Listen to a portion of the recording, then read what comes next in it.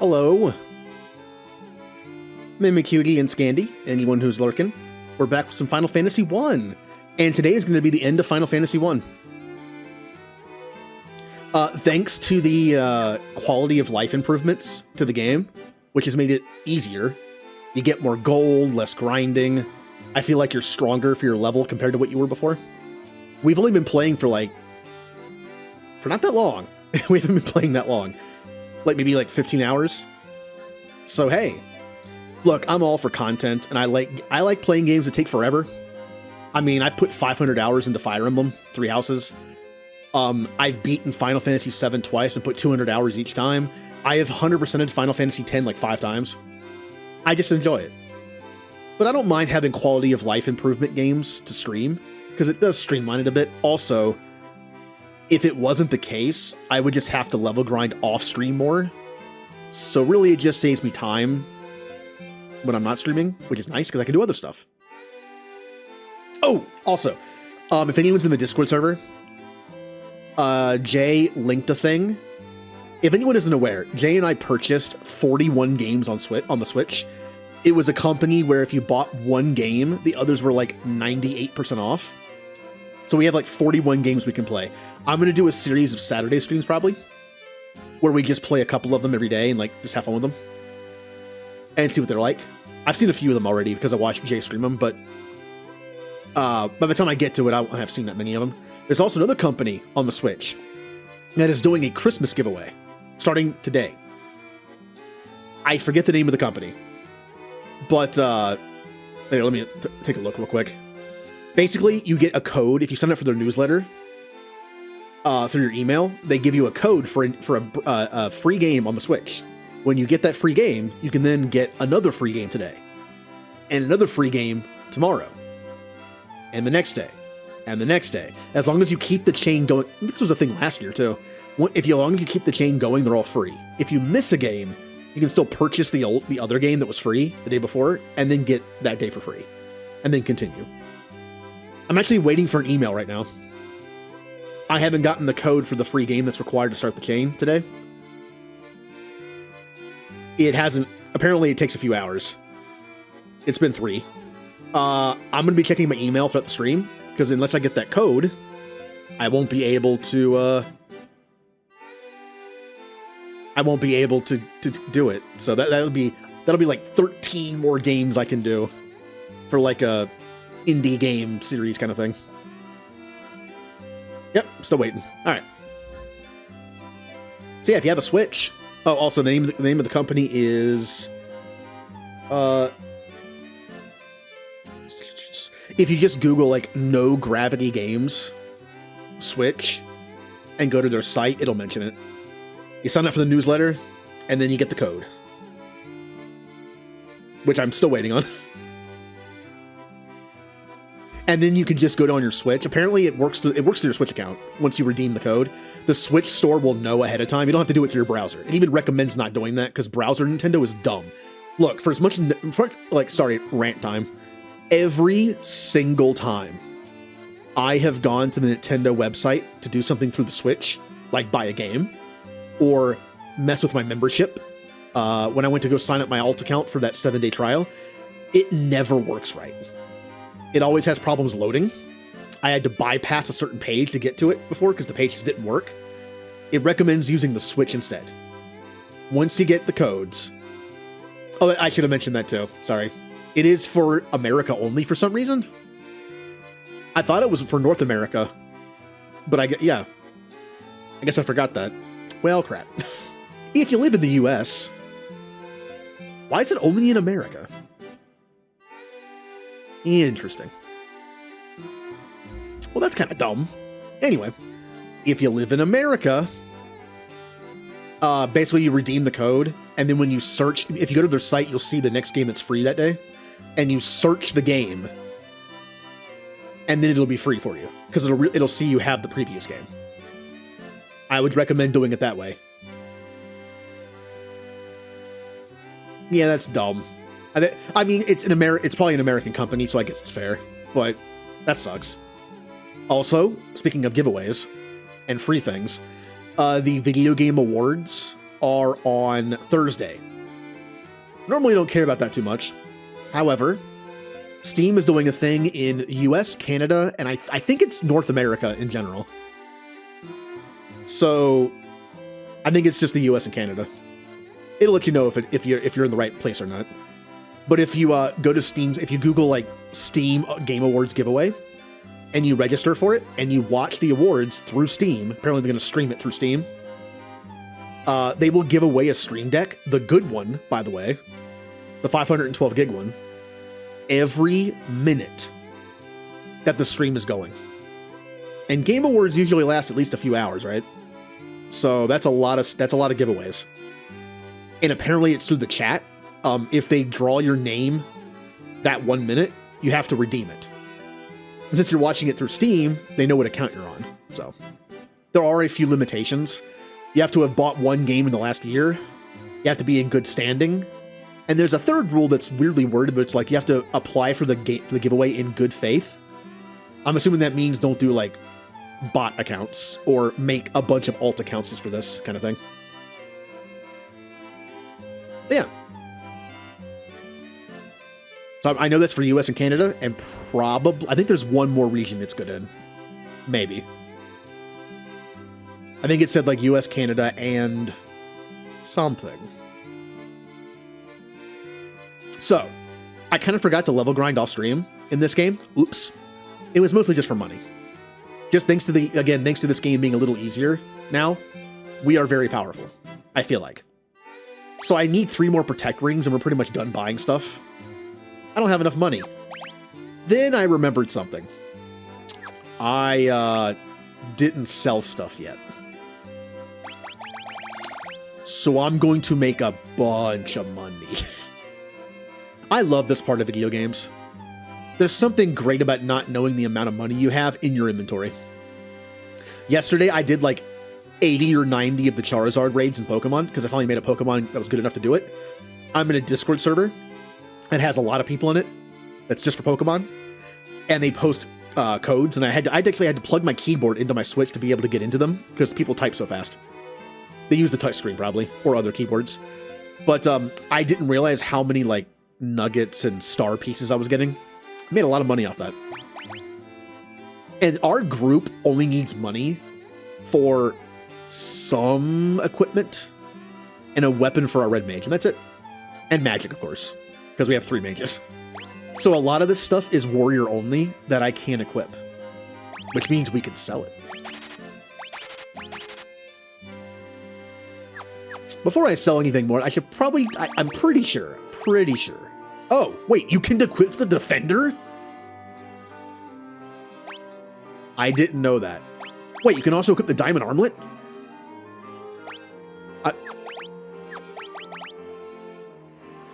Interesting. I actually didn't know that. I thought that might have been a... When did I get that thing? It's actually better than everyone else's. I must have got it fairly recently. Oops. Good thing I stopped selling stuff. I thought the defender was a warrior-only weapon. I did not know the red mage could wield it. That's kind of cool. No, nunchucks. Okay. Now we can sell stuff. Almost made a rookie mistake. Selling before you equip for everyone first. Ooh, that was close. So how was everyone's weekend? I played a lot of Pokemon, including last night. I played with Mimikyu and Aura and Remnant, and we did some 5-star raids. And we actually unlocked Aura's 6-star raids, which is good, because we can farm them for herbs. I need to beat the game first. I'm the only one who actually can't unlock 5-star raids even yet. So, but I do have an Azumarill that I made that's good for Charizard, and also decent for other things, besides against like Steel or Poison. Coral Sword, Saber, Chucks, Great Axe. I know only the warrior can equip that. Also, keep items that cast things. Healing Staff is a free heal. Is heal great at this point in the game? No. But it's free. Unfortunately, this doesn't tell you... Oh no, there it is. You have to hit X. Okay, yeah. You can toggle between a description in the stat. Something that doesn't work and that isn't a thing in Final Fantasy 1 Original. Nice quality of life improvement. Well, Michelangelo's his favorite turtle, so he wants to have none. Come on, as a kid, I feel like most people, Michelangelo was their favorite turtle. Now, when I got older, it became Donatello.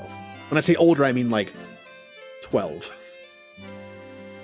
I mean, Michelangelo knows his fan group, you know? Just kids, basically. I mean, I honestly, as an adult, I find Michelangelo very annoying. I find him very annoying. Especially original Michelangelo. It's like, stop! Take something seriously, please. Even, I like, there's, if anyone isn't aware, there's a thing called Turtles Forever. It is a crossover event of sorts. And it's funny that, the original 80s cartoon Michelangelo even annoys another Michelangelo with the crossover. Like, even that Michelangelo is like, you're so annoying, take something seriously, stop playing. So yeah. Raph? Which Raph, though? 80s cartoon Raph or other Raph? 80s cartoon Raph was just kind of well, smartass. But in anything else, he's angry. He's angry boy. He's angsty boy. Wait, I have 5 of these things?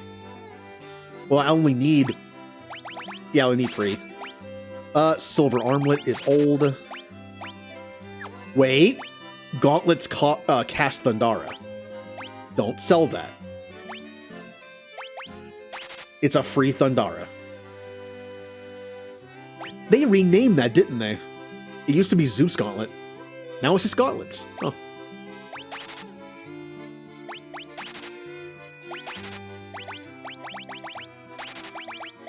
I still have leather caps. I might want to see if I can get something better. I still have leather caps. There might be something better out there.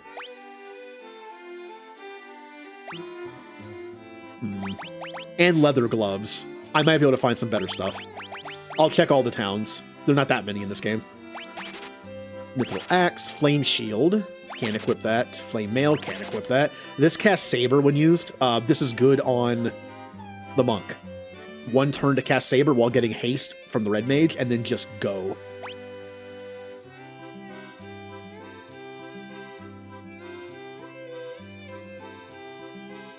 Oh, so were you Donatello? Like, you like Raph, but were you like the Donatello of the group? Same.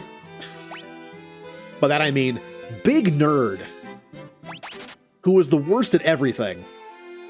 Besides being a nerd. Maze Staff is a free Fyra, don't sell that. No, I've already tried. I've already tried to equip all this stuff. Only the warrior can equip diamond stuff, apparently. Like gloves and the helmet, so that I can sell that. Okay. So we can buy 3 protect rings to protect against death and get better defense for our mages. And there's a knife I can buy. The Cat Claws, which is normally in a Final Fantasy game a claw weapon, which is normally equipped by a monk. But there are no claws in this game, I guess. I mean, it's a knife. It has a knife symbol. So I guess it counts as a knife, so we can give our black mage cat claws. Cat mage. It's like a Mikote black mage from 14. Alright, do not do optimal. Okay, so we have protect rings. I still need to find better headgear for my 2 mages. And my red mage. I gave the ribbon to the monk and the healer because it prevents a lot of status effects. My monk is my best damage dealer. That's not magical. And my white mage is important to, you know, also heal. So there might be more than 2 ribbons out there, but I've heard different things.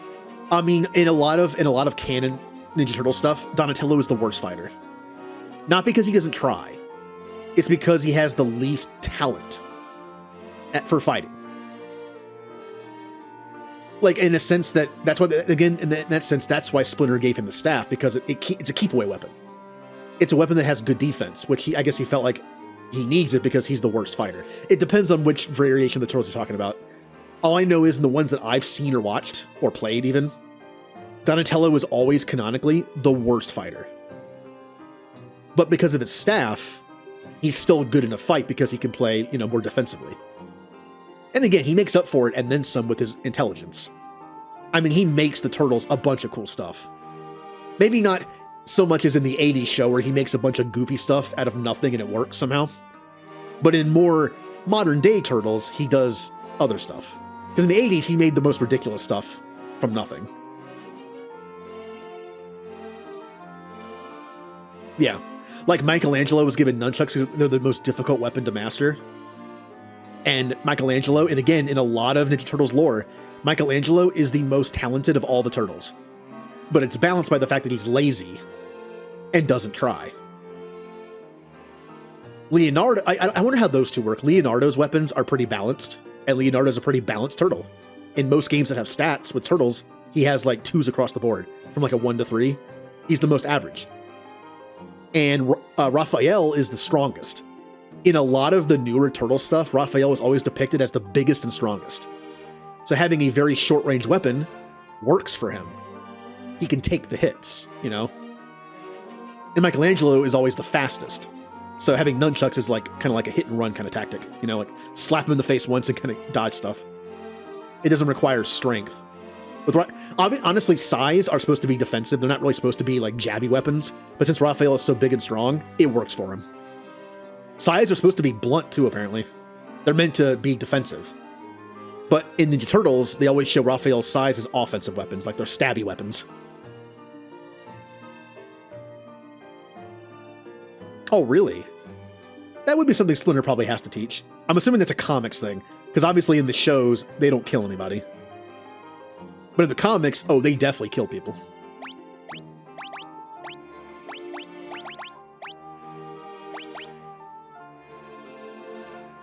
Yeah, the way that it works is, I can see that. Because again, sais are supposed to be defensive weapons. But whenever you see Raphael use them in most things, he's using them as stabby weapons, not defensive. So leave it to Raphael to take the defensive weapon of sais and just make them offensive by just blunt forcing, punching with them. That's kind of his style. Also, Raphael tends to have a lot of grappling moves and wrestling move type stuff and punches. He's the brawler. But a brawler's gonna need something to protect themselves from things like swords, so that works. Also, unfortunately, because of their lethality, in the 80s cartoon, Raphael and Leonardo rarely got to use their stuff because they stab and slice. Which I think is super funny that out of all the turtles in the show, Michelangelo's weapon got taken away. The censors said that nunchucks were too violent, so he had to use the grappling hook for most of the series. So they let the turtles keep swords and spiky sais, and they took away a nunchuck that's made of wood and blunt. Okay. Makes sense to me.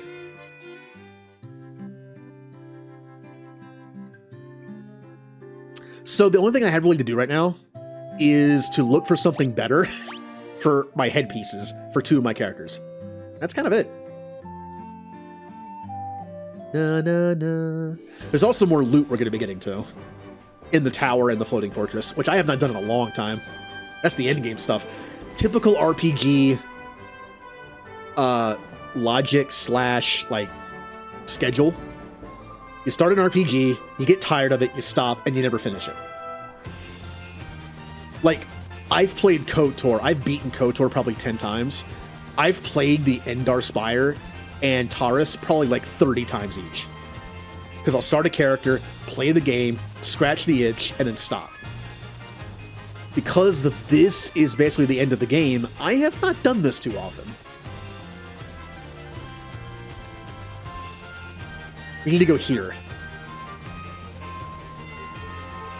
I'm going to stop by all the shops to see if I have a better headpiece for my red mage and my black mage, and then we'll go in the tower. Bum, bum, bum, bum, bum, bum, bum, bum, bum, bum, bum, bum. Oh, also, after we beat this game, we're going to be doing the ranking for it. I have 5 categories. I'm going to be doing a 0 to 10 ranking, or score. It means nothing. It's just a personal thing. I enjoy doing stuff like that. I enjoy reading reviews and tier lists. Not because I need to base my opinion on them, but because I like to see what other people's opinions are. I just find it interesting.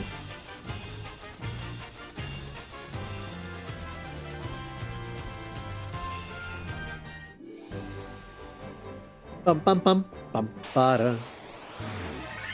Ambushed.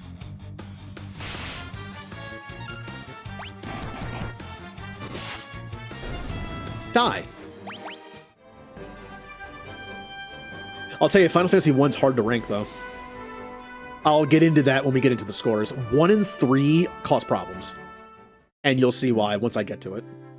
By the way, I am using the Pixel Remaster version. I'm going to try my best not to constantly think about the original when I do it. Do you have no... Yeah, this has no, equipment. Okay. Boo, your town sucks. Bye.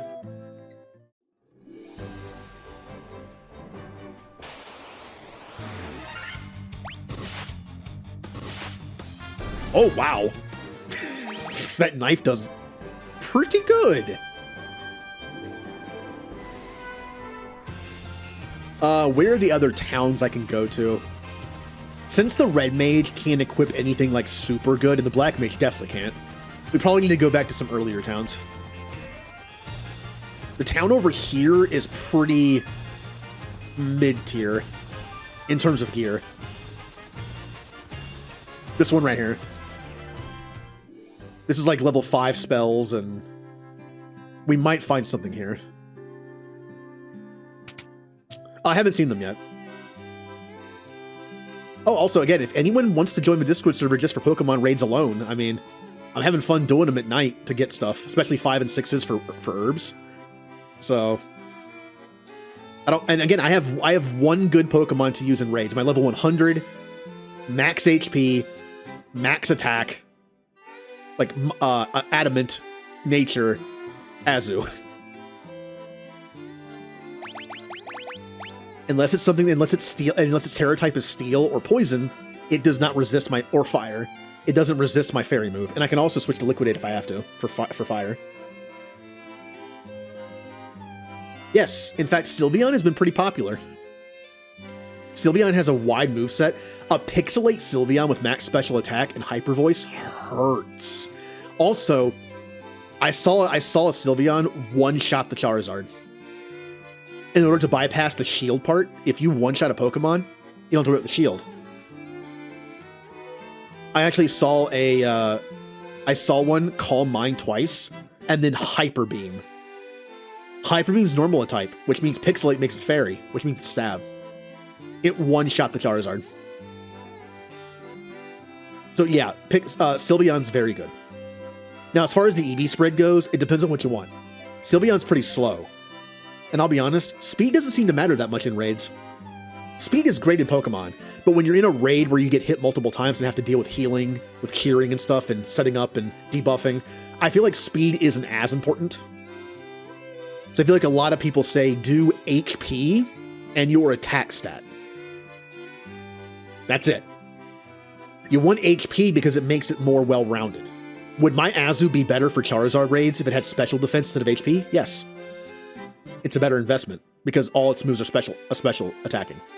But HP means it can also take physical hits from other stuff. It makes it more well-rounded. So I'm going to do like HP and whatever attack set I need for most of them. For a support Pokemon, I would definitely do HP and probably maybe help your worst defense. Like if your defense is better than special defense, put it in special defense. That's, I think it's a good rule of thumb. Nothing. All right. Yeah, Sylveon is great defensively and offensively. Hatterene is fantastic for this. No, I only saw one. Do you want to know what the easiest Charizard fight I did yesterday was? With the Hatterene. You know what the Hatterene used? Life Dew and Mystical Fire. Mystical Fire did no damage, but it lowered special attack. They lowered the Charizard special attack so much, we were taking nothing. Combine that with Light Screen, we were taking nothing. And then Life Dew, because you can only heal 3 times with cheering per person. But Life Dew, just keep using. That was the easiest. It took longer, but that was the easiest Charizard fight that entire day. Blissey also is a good, of course, but only for special attacking raids. A lot of Pokemon in raids have both physical and special attacks. We found that out last night. We were fighting the Reverum Pokemon, and I was getting killed by special attacks, so I needed Light Screen. But someone else's Pokemon was getting killed by Low Kicks, which is a physical move. So we needed Reflect. I don't think I'm going to find anything better. Just because they're mages. I think Leather Cat might be the best thing I can do. Yeah, all that's left is this town, is Provoca, and yeah. I'll check Crescent Lake.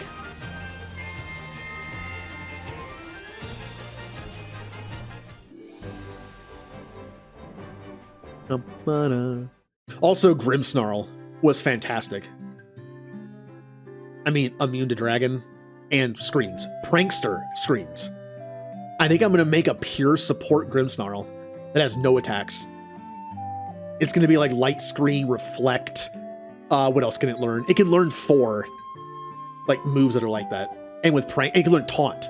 Taunt is actually very important for some raids because there are some raid Pokemon that just destroy you with status effects.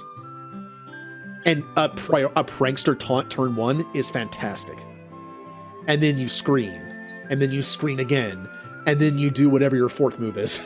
Whatever you want it to be. I know you don't like it, but it's super useful. I want to make the dog. For the Charizard raid coming back in 2 weeks, I want the dog. The dog is immune to Dragon and Fire. And it learns Snarl, which lowers the special attack of Charizard. It's awesome. And it rarely gets hurt. Only thing Charizard has that can hurt it is Hurricane. So just do like max special defense. Again, I know I said HP, but even if I was making this just for Charizard, it'd be like max special defense, and honestly, max HP as well. The attack stat doesn't matter. You're just there to Snarl to lower special defense and then to heal cheer. So, just HP and special defense, you'll never die.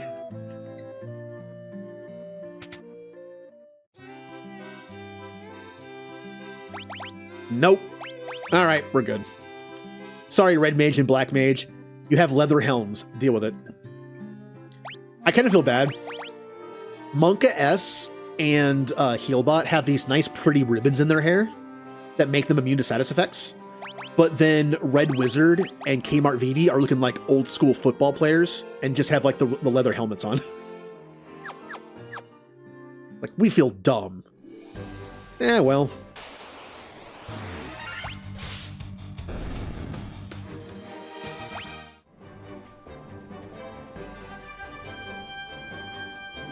If I was making a bread dog just for Charizard raid, I would have it be Nature, help special defense. It can hurt whatever. I guess it's an attacker, right? Hurt special defense then. Although Snarl is a special defensive move, or special attacking move, but it's not there for damage. Snarl's going to do nothing. It's there for the special defense drop, or special attack drop, I mean. I would say help special defense and hurts whatever. I don't think it matters that much. And then do HP and do EVs in HP and special defense. You will be unkillable to that Charizard. But since I might want to make mine a little more well-rounded, I'm probably going to do HP and something. If it's going to be a full support build regardless, I might do like HP EVs and then do EVs in the defense that the nature doesn't boost. To make it like a super well-rounded tank. It depends on what setup moves it might get. I don't think it gets any, but for instance, if a Pokemon gets Calm Mind, and I wanted to, let's say it's Umbreon, or like Sylveon. If I have a nature that helps like one of their defenses, I'll use the EVs on the other to kind of balance it out. Or if a Pokemon has a setup move. If a Pokemon has Calm Mind, I might give it a defense boosting nature with defense EVs. Because the Calm Mind can deal with the special defense. Stuff like that. Again, though, if you're making it raid specific for the Charizard in 2 weeks, it only has special attacking moves. That's it.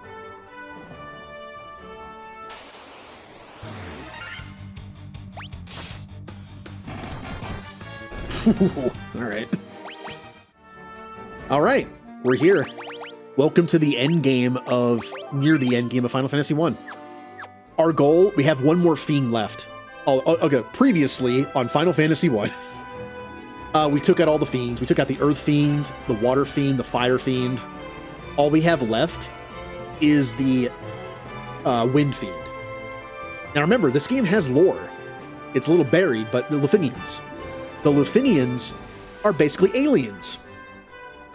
They could be. They speak a different language, and they have a space fortress. Aliens.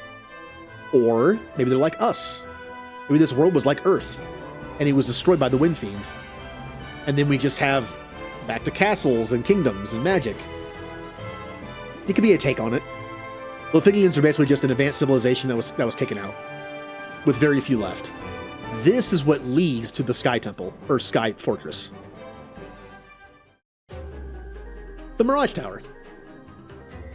Now, you know why it's called, you know why it could be called the Mirage Tower? It blends in with the sand, doesn't it? If you're an advanced civilization, it could also be called maybe it's called the Mirage Tower because it used to be invisible too. Think about it. If you're an advanced civilization and have a building that leads to your Sky Fortress, like in orbit, maybe you'd have a cloaking device. Maybe this tower was cloaked, so no one could see it and therefore get to the Sky Fortress. And that's why it's called the Mirage Tower, or just because it's in the desert and is the same color as the sand. Either way. Maybe it was designed to be hard to find. So, we want all these lovely chests.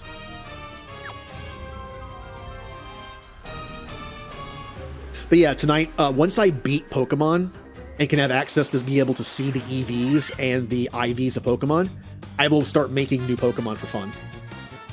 And let me tell you, if anyone here used to play Pokemon and was a little tired of breeding for IVs and natures, the new game makes it so easy.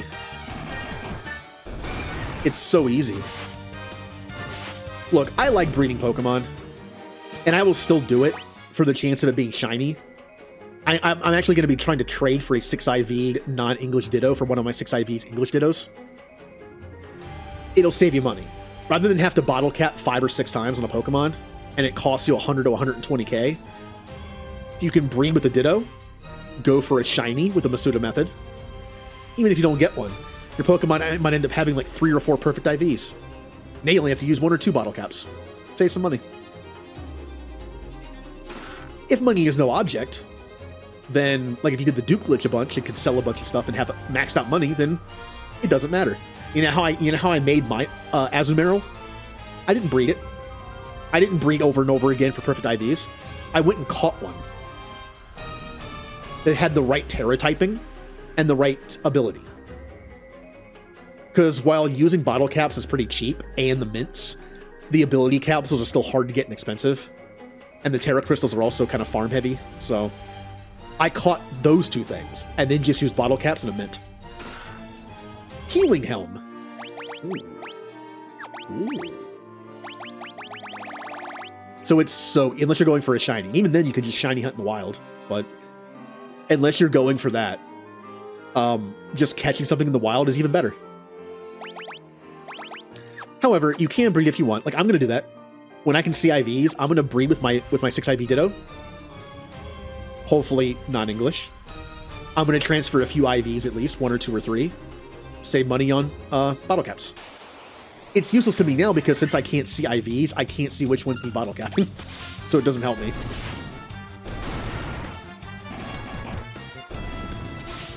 So I'll still breed, just not nearly as much as I had to before. Unless I really want a shiny version for the raids. Then I will. Vorpal Sword.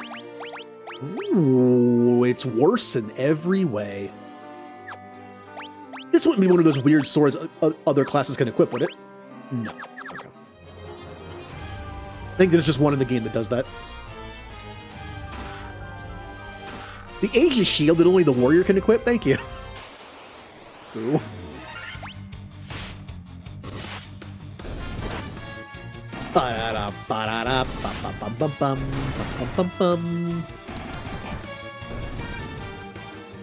Yeah. In order to, if anyone doesn't know, in order to unlock the 6-star raids, you have to do a bunch of 5-star raids. In order to do that, you have to beat the game and the post-game stuff. At least some of it. Haven't done that yet myself. So again, if anyone needs help completing 5-star raids, I mean, Discord server channel for it. I have my very strong Azumarill that can help. Plus, I mean, I get stuff out of it too. We proved last night you don't have to host the 5-star for it to count towards 6-star unlock. Also, there's a chance I get some herbs from it. So that's good. Everyone wins. By the way, you can farm them if someone is nice enough. If you find a raid that gives a bunch of... You can get like up to 5 herbs at one time. If you find a raid that gives like 2 or 3 or 4, even 5 herbs, just turn autosave off first when you see the rewards. When you're done, you just quit the game. Yeah, that is weird. Yeah. You quit the game, and then you host it over and over again for people, and they get the herb drops every time. You don't. But it kind of evens out because if someone does that, I think people are more likely to help you with it. You know, it's like, oh, yeah, you hosted like 10 raids for me. I got a bunch of herbs. I found one. I'll host it for you. That kind of thing. Apparently, Blissy's one of the best ones. Blissey can drop a number of herbs, up to 5, and Blissy's very easy to beat. Bring any kind of physical attackers, and you will destroy it. Also, its moveset apparently isn't that great either. Like my Azu, belly drum, and then you'd probably one-shot it, honestly. Like a belly drum, and then a liquidation or a play rough. Probably just kill it. I know it has a lot of HP, but still, I mean, it has no defense.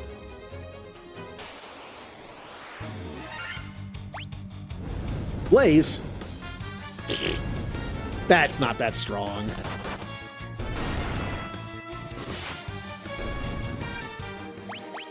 Yeah, I'll be making a number of raid Pokemon for people that host 5 and 6 stars. I'll be going for herbs, and I don't mind helping people also do it. I just asked that if you ever find a raid that drops multiple herbs, maybe think about letting some people farm it for a little bit. I'll do the same. And once I unlock 6 stars, if I ever find a Blissey and it unlocks like 5 herbs, I will save it.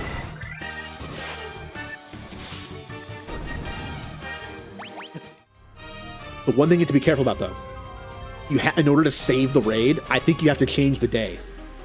Every day the raids reset. Theoretically, you also can, if you're farming for it, you only get 1 6-star a day. If you're farming for it, you can actually just change the date on your Switch a day ahead, and it'll refresh it. Find it on the map, see what it is. I believe the seed of what it is sets when you do that. You can't just like save in front of it, check it, and then reset. I'm pretty sure it's set when the day is ticks over. So in order to save a raid for multiple raids in multiple days, I think you have to make sure it stays the same day the whole time. Like keep lowering the time. Keep it the same day. Groundhog Day. It's just like keep it the same day, or else you'll lose it. So if you ever find a good raid and you're like, I'm gonna save this for people I know, it gives good stuff, you have to keep it the same day by constantly changing the time down. Or just in chunks, otherwise you will lose it.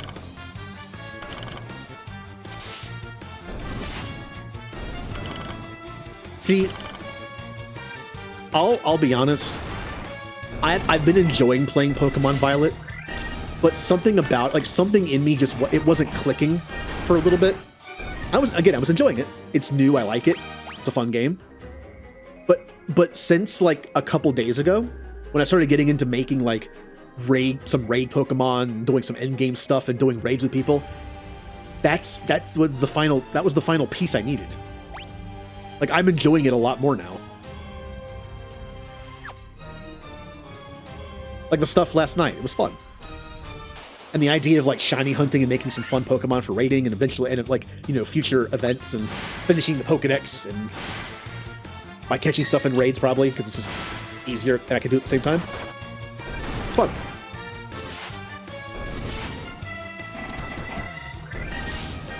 I need to message Aura and be like, hey, would you mind resetting your Switch a bunch and trying to find a good 6-star raid that we can farm tonight?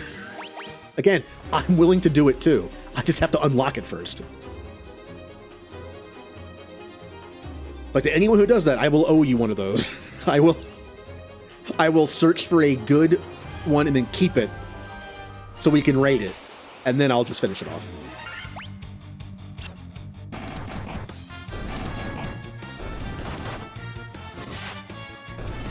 Makes me wish I had another Switch. I mean, that's how you do it, right? If you had 2 Switches and 2 games, you could join your own game on the other one and you have one of them host it. And then you join that one and you get a bunch of herbs on your second account. And then you flip it. If you only care about one account, then use that one. Host it with your alt account. The thing is, I don't have 2 Switches.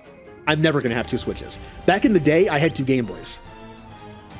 I was the only person that had 2 Game Boys. So I was the one who could do a bunch of stuff off, you know, by themselves and be like, oh yeah, I got all this stuff. And it's like, how'd you do that? Oh yeah, I have 2 Game Boys. I had an old one and a new one. But I have since stopped having 2 Switches is pointless for me. I wish, in fact, I think Aura's wife also has one. So they could do that. They could get to the point where they could do that and just farm it like that and have both their accounts have a bunch of herbs.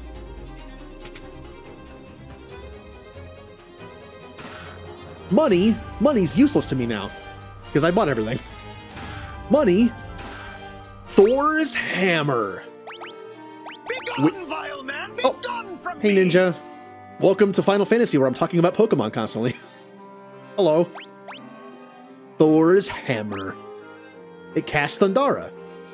I'd rather just equip it. Healbot is worthy of Mjolnir. Oh, really? Oh. No one in my family likes video games besides me. My family's not that big.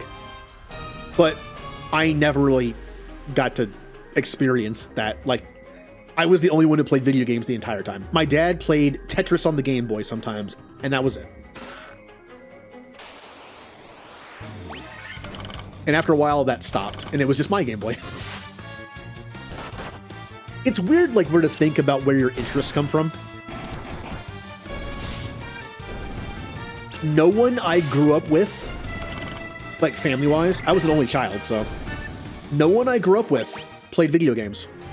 No one I grew up with in the house liked sci-fi. No one in my family liked Star Trek or Stargate or Star Trek.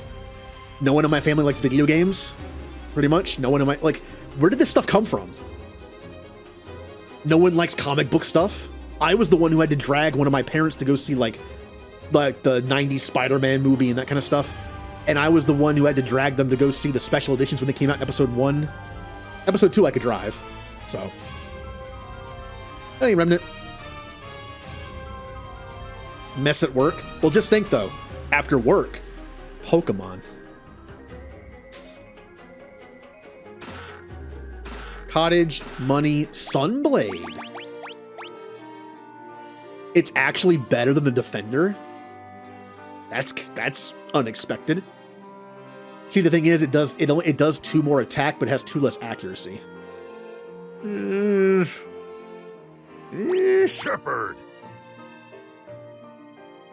However, This sword is good against the undead. And as far as all the bonuses in this game go, like good against dragons, good against giants, I feel like undead is one of the best.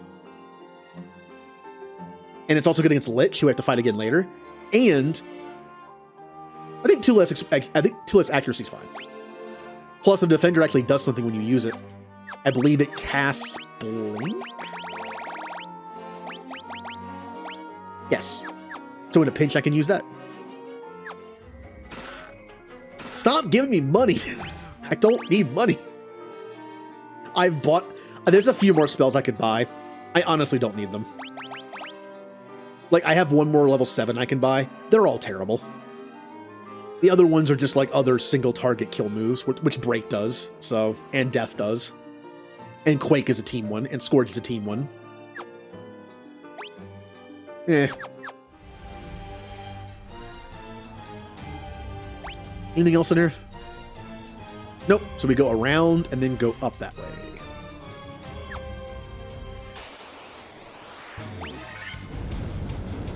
I should probably heal.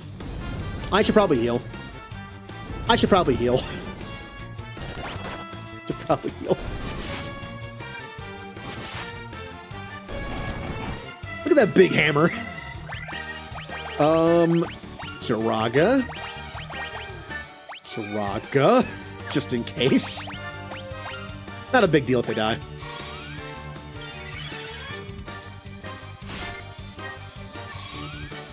Yeah, we're fine. You beat Elden Ring? Yay! Level up. C tier, gained not a lot of HP and nothing else. Good job, C tier. That's why you're C tier. Thought about changing your name to B tier when you leveled up to a red wizard, but no, C tier is still fitting.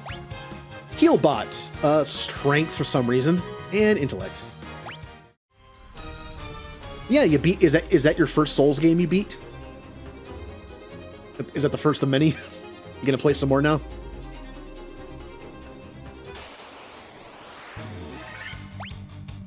Again, yeah, you know what that means. You have to go and get a bunch more of them. Just play them all.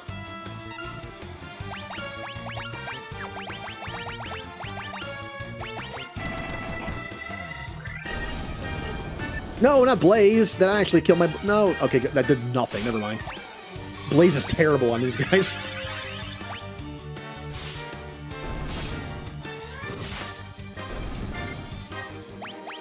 Ooh, Monka S leveled up. Got a good amount of HP. Got strength, which is great. Got intellect, which is not great on him. Kmart VD, intellect, and some HP. Okay. Not bad. Use up all these level 1 cures. They're already outdated for use in battle. But good. You were playing on a console, right? Which means you can't do a randomizer. I was going to say you could do a randomizer next, but unfortunately, randomizer PC only. Unless they do mod support, like Skyrim. I forgot Hiraro was a thing.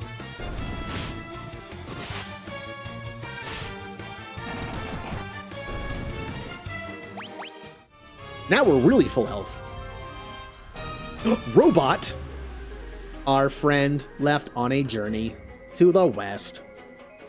He took the warp cube and went to see our master. This is how the game tells you where to go. Might have thought, how did you know to go to the waterfall for the warp cube? Because I remembered it. But you usually can't get past this point, I think, without it. So it tells you, like, if you talk to NPCs, he told you to the west. And it's a robot. And someone else tells you there's something behind the waterfall. Vague, but accurate.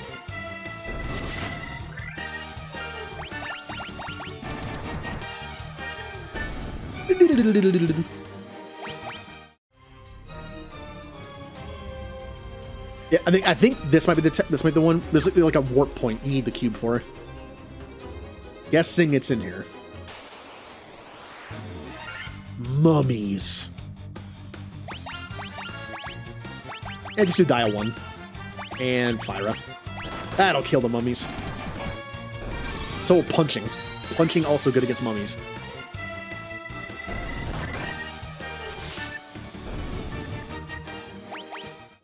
Also cats. I learned that from the Mummy movies, the first one. Mummies don't like cats.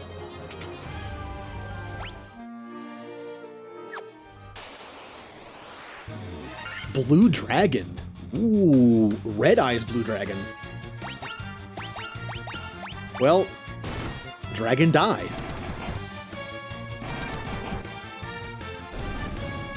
Cats steal your soul? In a way they do. Use the warp cube to travel beyond the sky. It will take you to the flying fortress. Beep beep boop.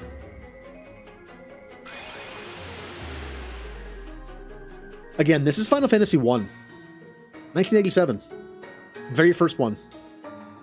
And it has a sky fortress. Now, yes, you can see clouds. It means it's not an orbit, but still. There's a warp point that takes you to a sky fortress. This is cool.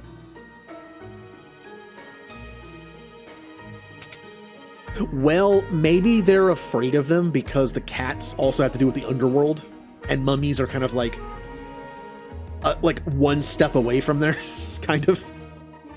They're just like, ah.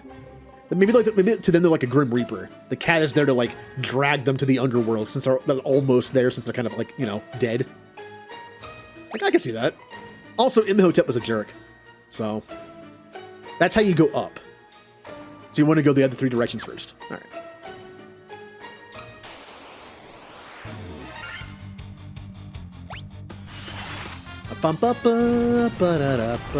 Silence.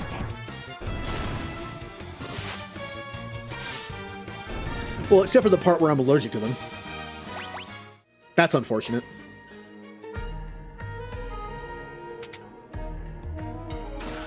Money! Stop giving me money!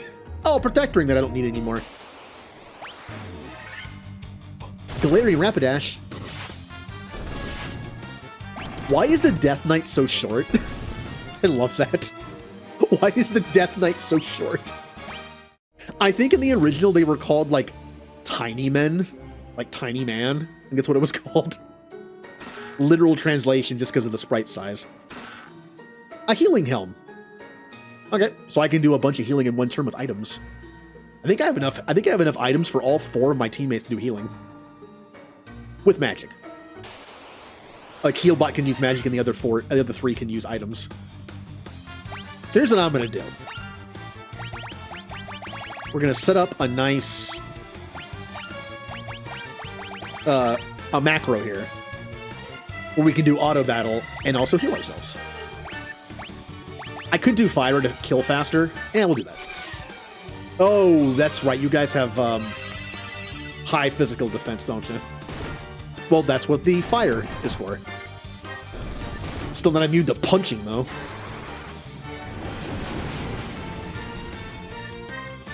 Yep. Information. Cats are said to be guardians of the underworld, but the reality is cats are related to Bastet. And she was worshipped very heavily to the point that Egyptians who even accidentally killed a cat would be immediately sentenced to death. Huh.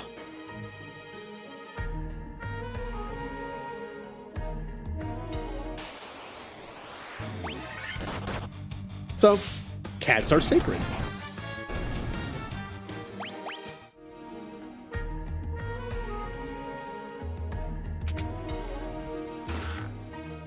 The Razor? Where's the Razor? A saber that casts Scourge when used. That is an instant kill move, by the way. What did this used to be? It wasn't called the Razor before. It's pretty weak, though. There's a sword in the game that you can equip on anybody.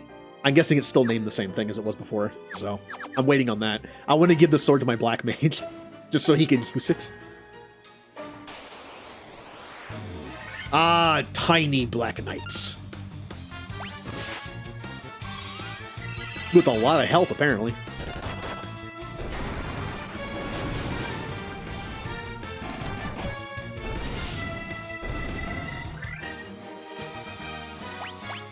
Oh boy. Cats have the life I want. Want other people to bring you food and clean up your house and nap for 18 hours a day in cozy spots. They want to know about capitalism and insurance and compound interest, taxes and social media and everything.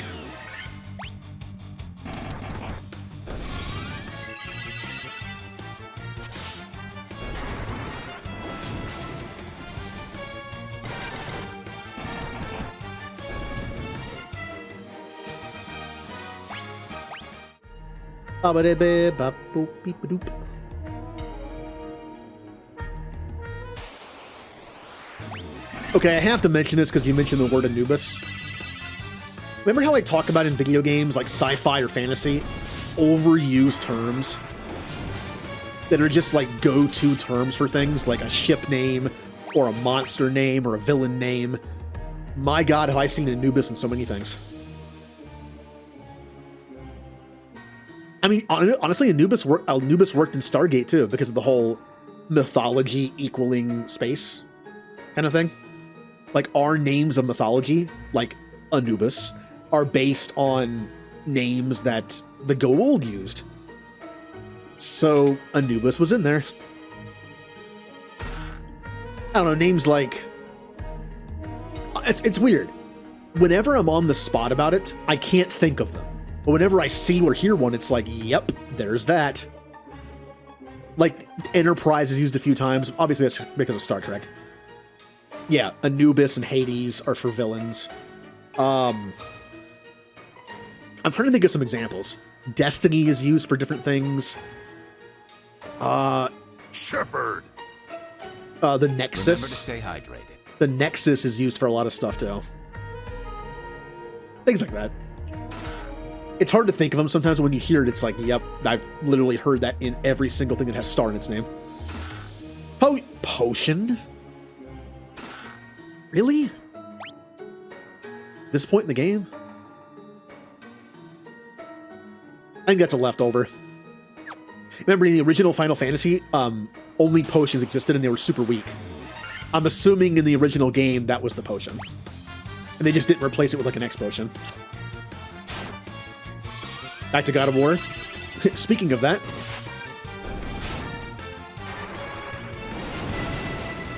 that stuff is all that Norse stuff is also used in Stargate for a certain group of people who I like. I like that group of people. So hold on, where am I going? I'm done here, right? Yeah. Let's go up.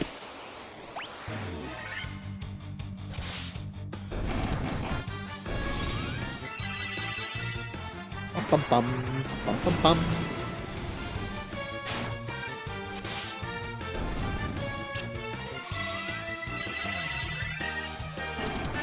You know, not that many things use Roman, do they? A lot of things use Greek. I mean, look at Marvel. Marvel has Norse stuff, obviously, with Thor and Odin. They're not gods, they're just aliens. They also have the Greek gods, too. There's some of them, and there's some of those in there, too. But, I mean, Greek and Roman is very, very similar. It's just the names are different. You know, Greek is Zeus. Roman is Jupiter, right? I think Zeus is Jupiter, and Kronos is Saturn. Poseidon is Neptune. Hades is Pluto. Venus is Aphrodite, I believe. Mercury is Hermes. Mars is Ares. Ah, what awesome knowledge I have that is useful in everyday life, right? Which one's Uranus? Who's Uranus? Is that... Okay. Jupiter, Saturn... I'm pretty sure Jupiter is Zeus and Saturn is Kronos. Which one's Uranus? Which one is the butt of their jokes? Yeah. Like, which god had to be unliked enough to be... I get the name does not mean that in Roman. I'm just saying. I don't know who that is. Alice. Alice?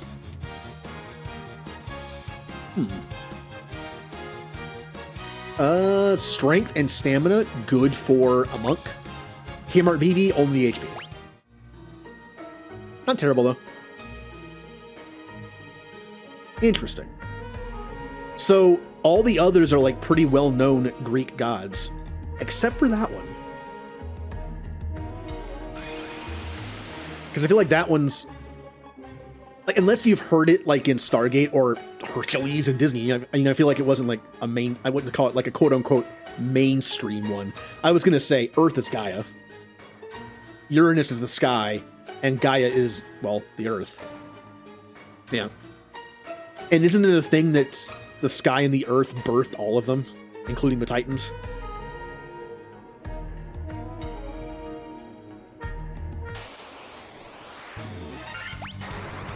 A little rusty on my mythology. I enjoy it, though. Kind of like how I mentioned I enjoy stuff like Monster Quest and Ancient Aliens. Not because, I mean, they're fun shows to watch, but it's not because of the, like, actual information, or like in Monster Quest, it's not like the actual, like, trying to track them down. It's the, like, first 10 minutes where they talk about the lore behind it. And why this fable and this tale was created. Like, where does it come from? The history behind it. I like that. So mythology is interesting because it's like a different take on stuff.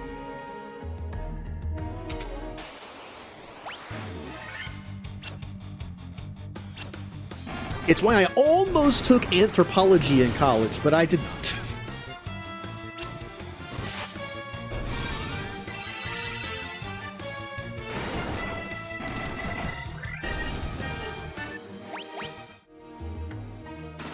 Diamond gloves? Oh, wow, I'll give that to my warrior that I don't have. I could go... Where's the way out of here? Down there. Alright. We'll go over here next.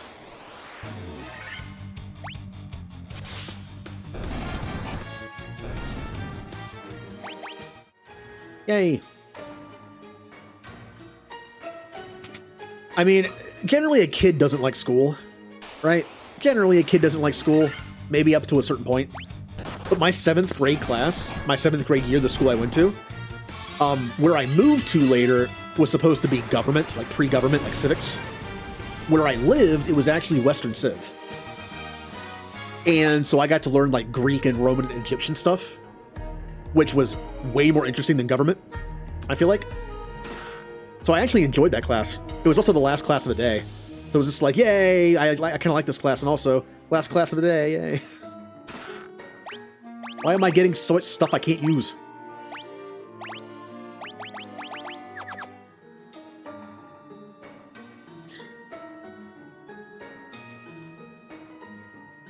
Oh, well.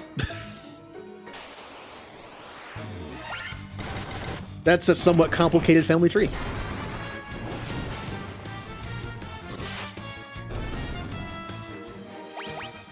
Yay.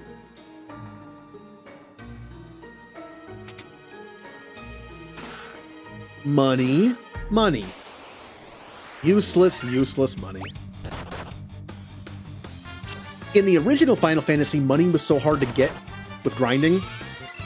Even after all the money you found in all the chests in here, you still need to go back and do more. But again, the game being nice to us.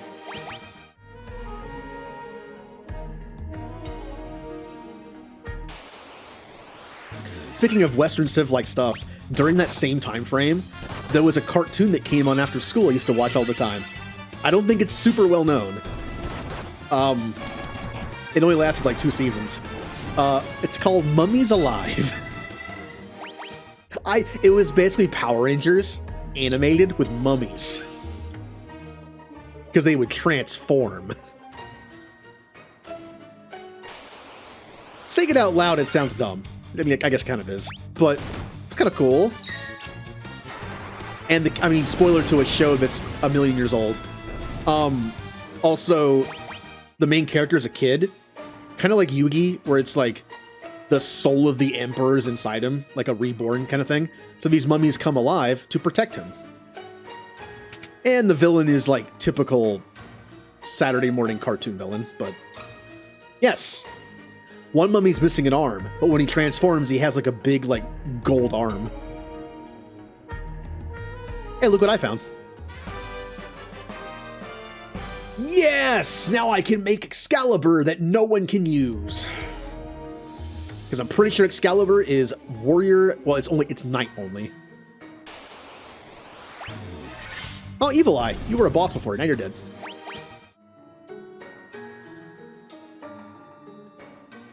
So that's the way out. Yeah, let's go there. It's kind of funny to think about, like, the shows you used to watch before school as a kid. They always change. It seems like every year, every school year, a different show would be on at like 7 in the morning, you know, that time frame where you can watch TV before going to school. 1 year it was, I would watch Nickelodeon, Mr. Wizard. Also, Ghost Rider. Has anyone ever seen that show? It was on Nickelodeon for a bit.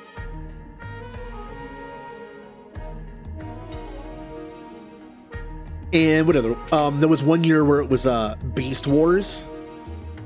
There was 1 year where it was Biker Mice from Mars.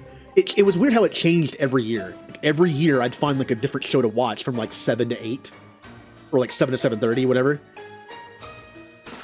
And 1 year it was that Starship Troopers CG show for kids for some reason. Black Robe.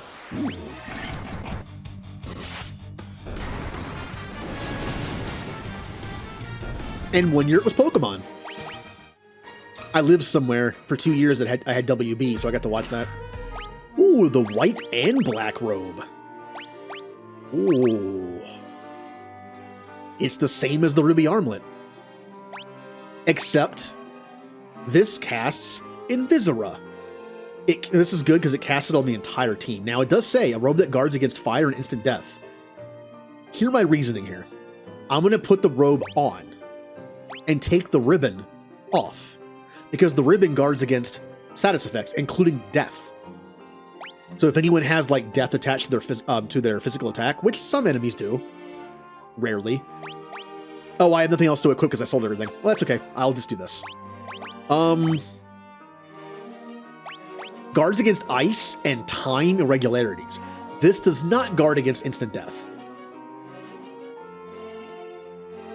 But I really don't need to use it for casting, so we'll do that. And then I'm going to put the ribbon on you and put the leather cap on you. Yeah. Now we have 3 people who should be immune to a kind of instant death, which used to be called the rub spell, because you were rubbed out of existence. I feel like I'm missing something. Maybe it's on the next floor. Oh no, there's one more. Yep, I am missing something. I missed that entire room.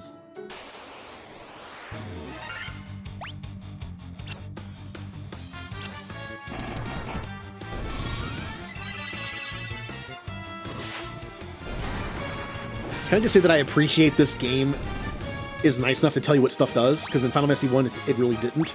However, it still keeps a little bit of its mystery, like the way that was worded. It doesn't just say protection against ice and stop or slow. It just says time irregularities. It kept a little bit of that, you know, vagueness. It also sounds better.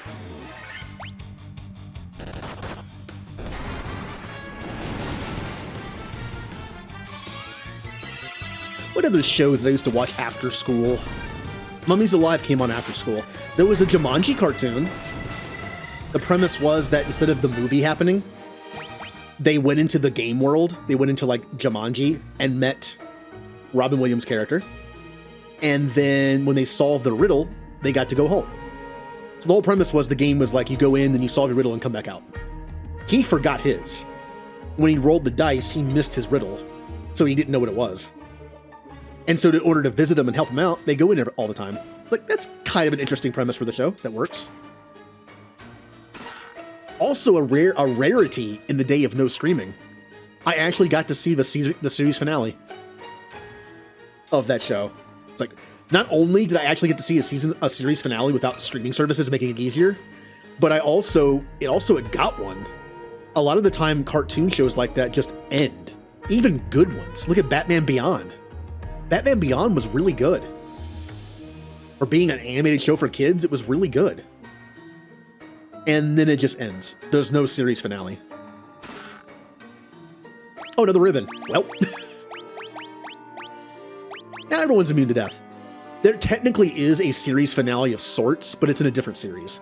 There is a 2-part episode of the Justice League show that dives into the Batman Beyond world for a bit, and it kind of helps wrap it up somewhat.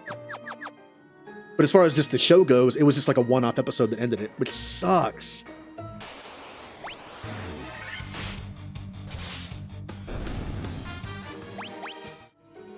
I mean, Stargate SG-1 had an okay last episode. It didn't wrap up the story, but it had like a nice like theme to it.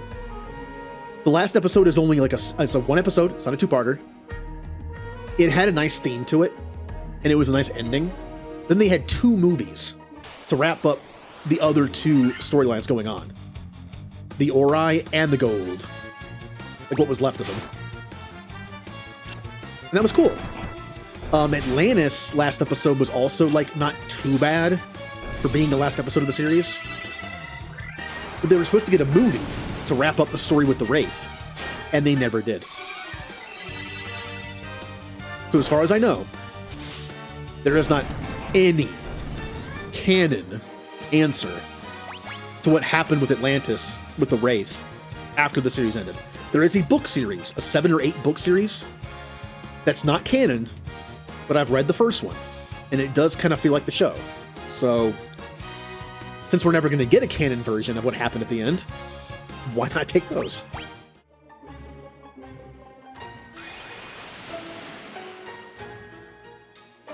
There might have been something in Universe. I never finished Universe.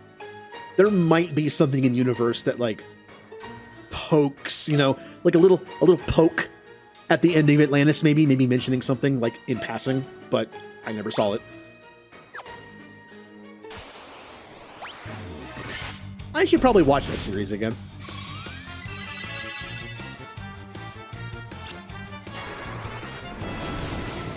Unfortunately, it was canceled, which sucks. Although I believe it also got an ending that wasn't too bad for actually being the last episode. It wasn't just like a random episode and that's it. Gold Needle. Money. Money.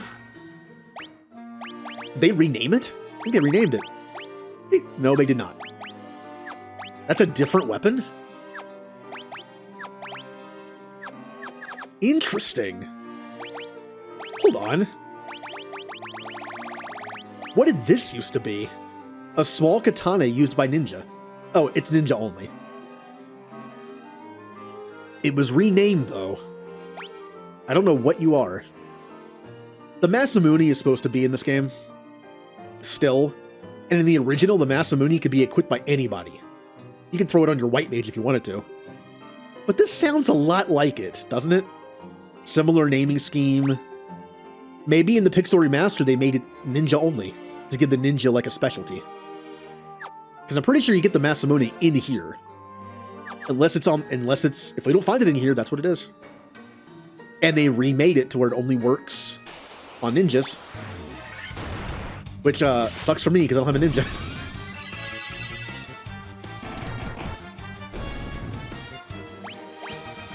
Monka S with HP, and that's it. And Kmart Vivi with...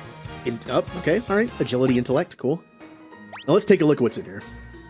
Chests north. Chests east. Nothing south. Oh, so those are just kind of like decoy rooms. Okay.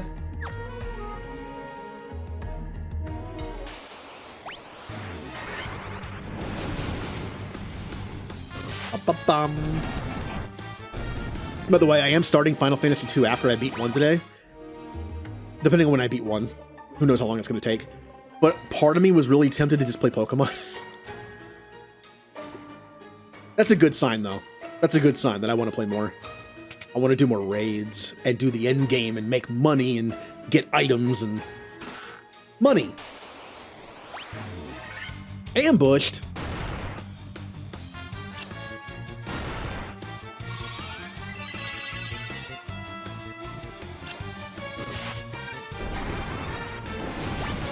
Here's a question for you. Are the stone golems wearing pants? Look at the sprite. Are those like short shorts? Or is that just a shadow? No, I no longer have 2 million. I have less than 1. I purchased a lot of sandwich ingredients for later use in like hunting for EVs and potentially shinies later and powering up like for breeding Pokemon. Having to spend all that money plus doing auctions for berries to delete EVs, I am down to less than 1 million now. The money goes pretty fast. Auctions are expensive.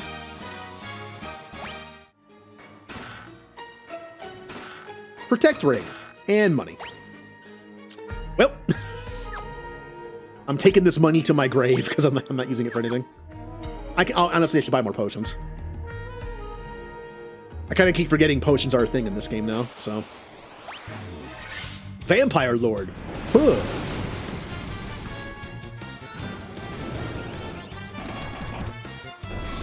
What are vampires weak to? Punches.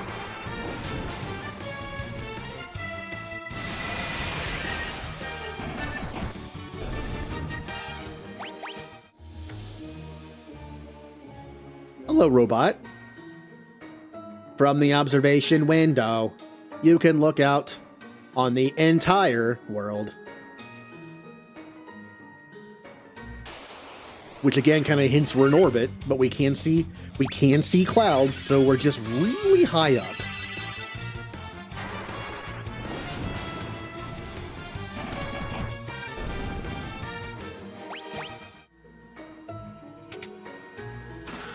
Money.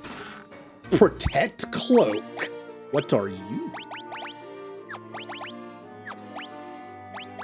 Wait, where does the cloak go? Wouldn't it be body? I'm pretty sure the cloak isn't for arms.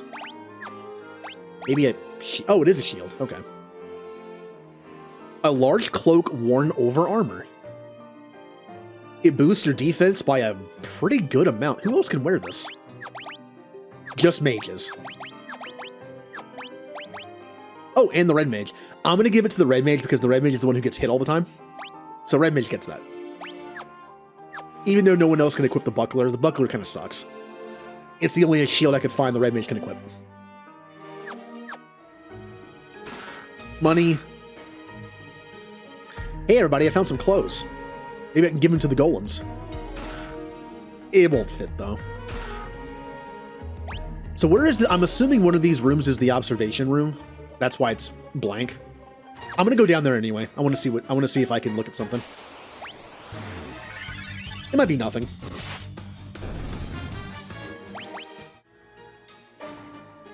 Meow.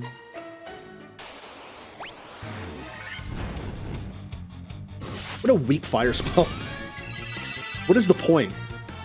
It's like having a knight in Final Fantasy Tactics and giving them black magic. Yes, I'd like to use half my MP to cast one crappy fire spell, please.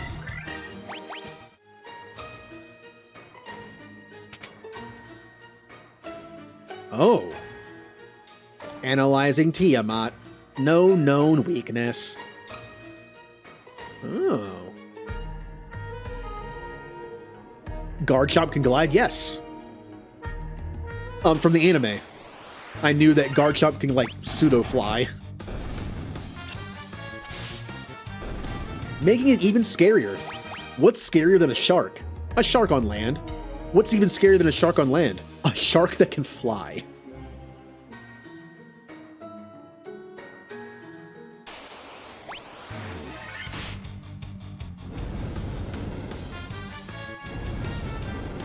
Kind of expected better fire magic from the thing called a fire at Hydra.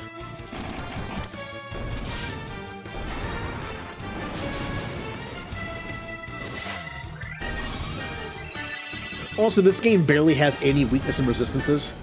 That's why fire damage is actually, like, okay against them. I don't think anything in this game actually absorbs magic, like in other Final Fantasy games.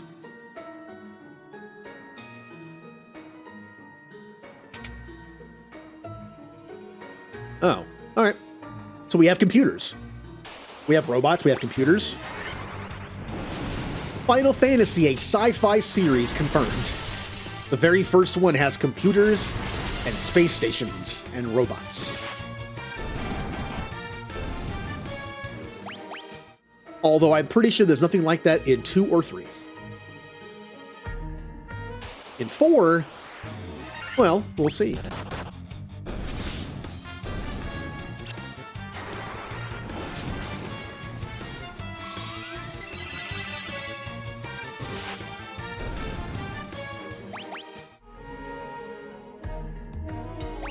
All right, the way out was up there.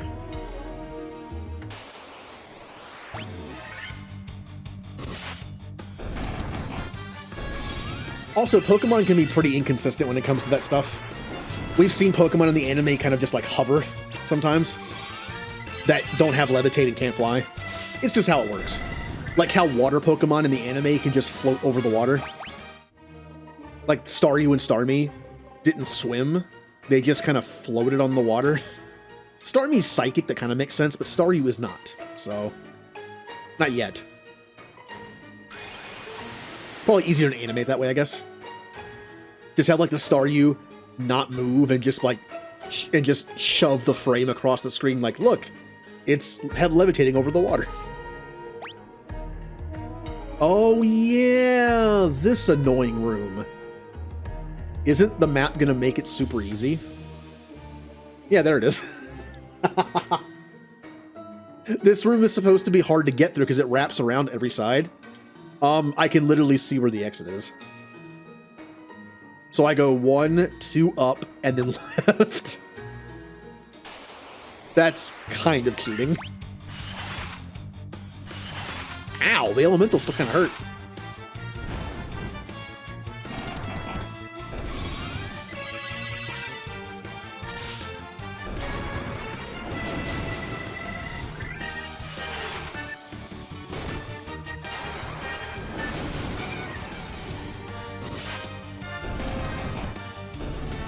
I mean, I hate to praise Pokemon for doing the bare minimum in a lot of cases, but it is kind of cool in Violet and Scarlet. In the desert, certain Pokemon are just like moving in the sand.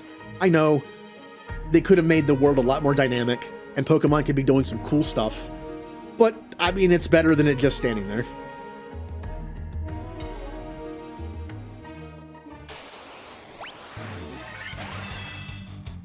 That's not going to help you live. Like I said. Wait, did I miss it?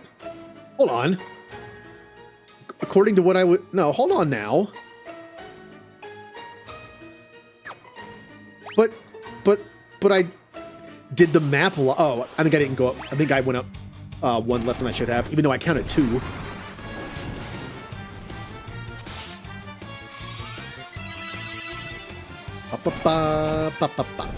Oh, also I heard Crocodile is really good for a late game thing. I'm not quite sure what it is. I just know there's a thing you can do late game that's something, and I heard Crocodile's good at it. Intellect for C tier. Healbot gets... Why does Healbot have so much HP? Strength and Intellect. Kmart VV, 4 HP and Agility. All right.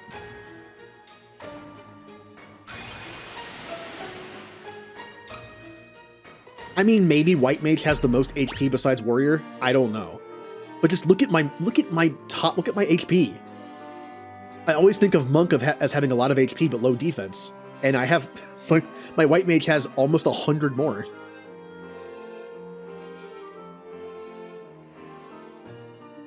Yep.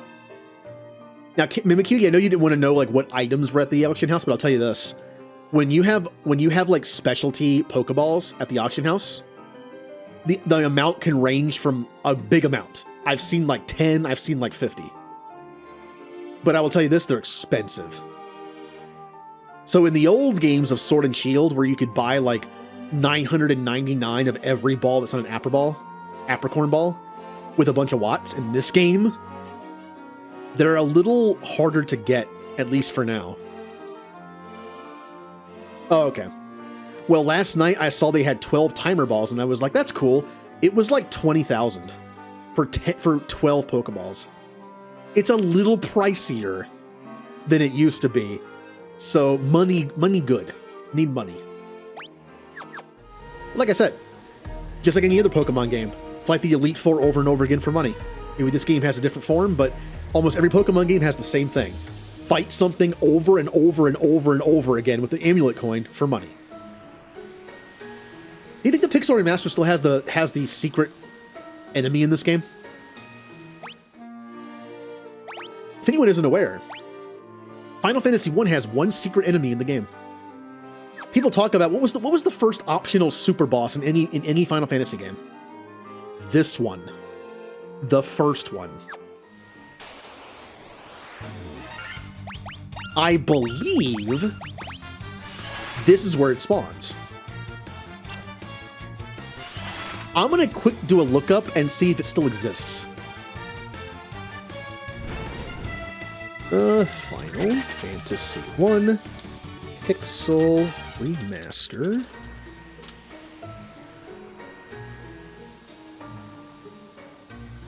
Let me take a quick look.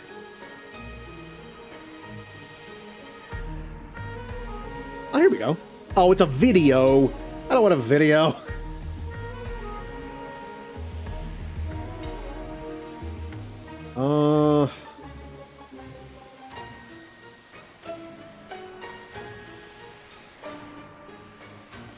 Let's see here.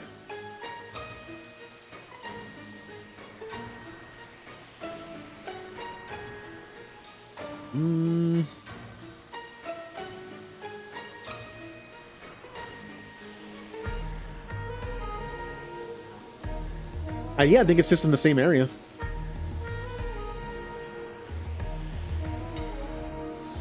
Yeah, it's still here.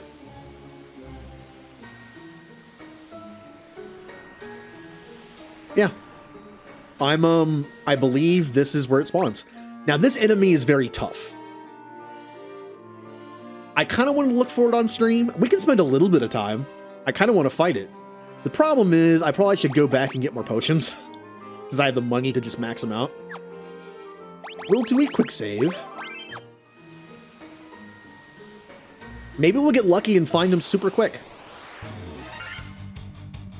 I kind of don't want to fight, but at the same time, we're going to get hit regardless. And as long as I keep using these heal items, we should be in a pretty good shape. Also, you can only use the heal items in combat. Like the weapons that get, like the helmet and the staff that does healing. You could only use them in battle. So it's kind of like using them for free.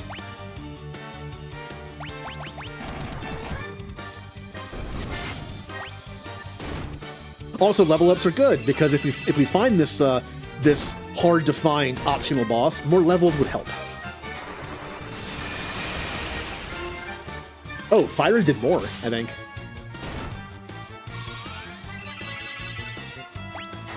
Maybe Fire's better now for this. Although 2 still kill. Monka S got 8 HP and everything but strength. Of course he did. Oh well. In some way, stamina goes towards how much damage your fists do. So that's good.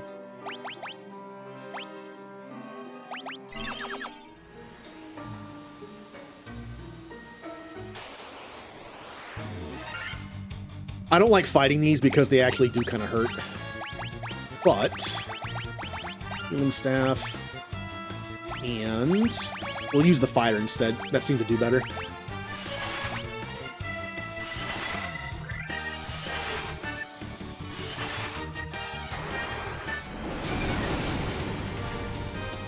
Yeah, seems to do better.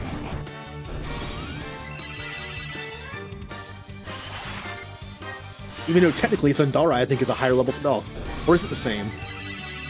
Probably the same.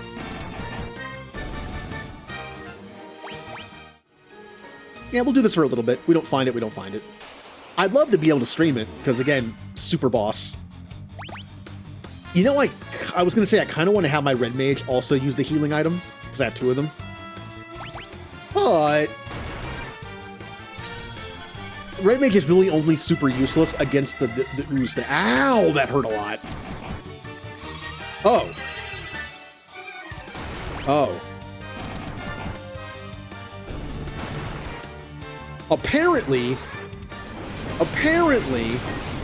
the Mind Flayer's physical attack has the ability to kill you. Even though I have a ribbon on that's supposed to prevent instant death. I see. Yeah, I'll be fine. The Black Mage will kill him eventually.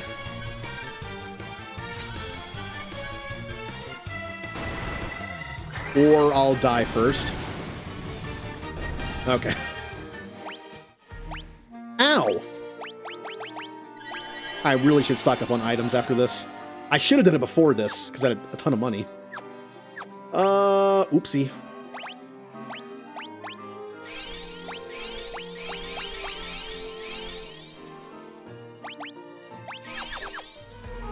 So does this not protect against death? I could have sworn I read something that said protects against death. Was it a certain thing I had that I got rid of? Huh. Oh, there it is. A ring that guards against instant death, and then I died. Protect ring is false advertising. Protects against instant death, and then I instantly died. I see.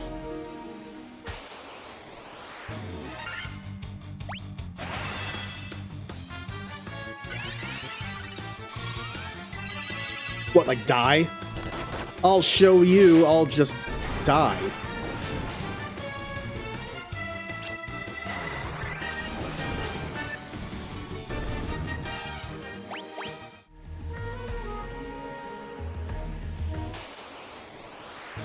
No! No, I want the levels, but, I don't think I want to deal with that. And that's gonna mess up my level grinding. Because now I have to redo everything. Ugh.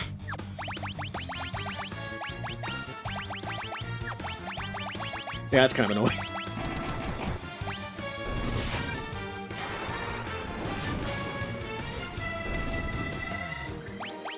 I mean, maybe the chance of the death is super rare with Protect Ring on, and I just got super unlucky. That's a thing, right?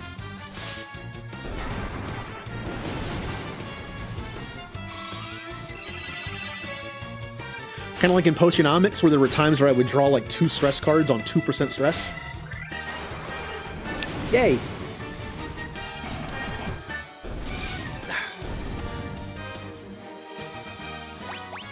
Beep-a-doo. Oh. I decided to make a deal with myself here. Now hear me out here. I talked about how I'm still on keto. I was on keto for like 2.5 years. I was off of it for like 6 months in there somewhere, like 3 months. Then I went off of it for 6 months, gained a bunch of weight back. I'm back up to pretty much where I was when I started almost, which sucks. I'm back on it, but I'm not really losing any weight, probably because I'm not doing anything activity-wise. Like, I'm just not doing anything active. Which I was doing when I lost weight on keto. Here's the deal I'm making with myself. I am still doing keto, but for the month of December, I can still be lazy. And I can still, like, eat things or drink things that maybe are kind of borderline. You know, like, maybe some keto ice cream, maybe some of those Zevia sodas, things that I know are kind of not helping. But once the first of the year hits, again, New Year's resolution time, and for once in my life, I'll actually keep it. I will start walking on the treadmill again, and I will go back to strict keto, which is the lowest amount of carbs I can possibly do, and also no somewhat cheaty things like the soda or the ice cream or other things like that. You know, the fun stuff. I think that's fair. I almost decided to do like a December where I just get off keto and have fun. I get pizza and stuff like that, and it's just like, yeah, and then I go back on keto. But I really don't want to go through the keto flu again. Twice. So I'll just do like cheaty keto where I don't lose weight, but I don't gain it either. And then go from there.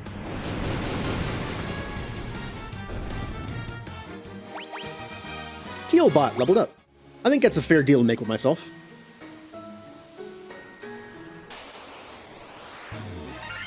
And I think I will take little baby steps throughout the month. Like, I'll drink less of the soda. I'll only get, like, a pint of ice cream a week for, like, a Sunday or something. Stuff like that. Because I think the reason why I fail at this kind of stuff so much, and I think a lot of people do, is because they want to do it cold turkey. It's like, I'm going to have a month where I eat whatever I want, and then I'm going to start a diet. All at once. I feel like that's why it fails.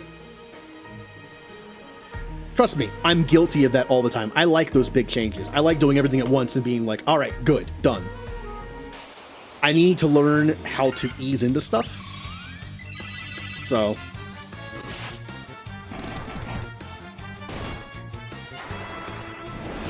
like, maybe the first week of the new year, even, I will start walking, but I'll still allow myself to have a lesser amount of somewhat keto things. And then after the second week, it's like I'll do a little less. Maybe I'll cut one of them out. By the end of the month of January, I will be on pace. Because I am in desperate need of some activity. Keep in mind, when I was on keto last, I used to be able to walk for like 2.5 hours on an incline at a pretty decent speed for me. Now I can walk like a half an hour and I feel like I'm dead. It's gotten that bad.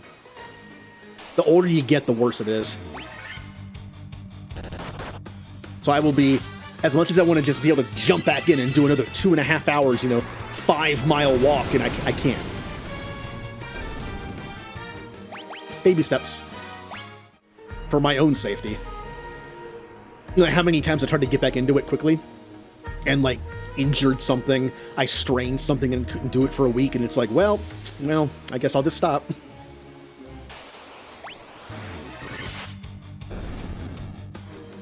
I'll get there eventually, though.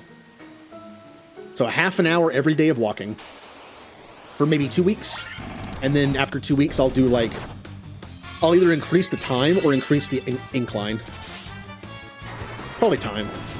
I'll probably alternate. I'll do like 45 minutes. Maybe I'll do incline, and then I'll do like for like 2 weeks, and I'll do like 45 minutes of that incline. I'll just kind of like alternate them. I think that'll work well enough. I don't want to walk at too high an incline though. I'm not sure what the muscles or ligaments or whatever are called, but right where your legs meet your waist, kind of like right in there. Because I sit so long, like right now, that part doesn't really get stretched out very much. It kind of gets like stiff because I'm in a sit position the whole time. And then if I walk at an incline, when I compensate for the incline, it's making that area not stretch as much. I'm not taking like full strides because I'm going up a hill. So it might not be better for calorie burn, but I think it's better to walk at zero incline sometimes just to kind of stretch that out. Take full strides. Because when I used to walk like 2 hours at a 4 or 5 incline, I put it to 0 to cool down, and I would take full strides and be like, wow, like I need to stretch.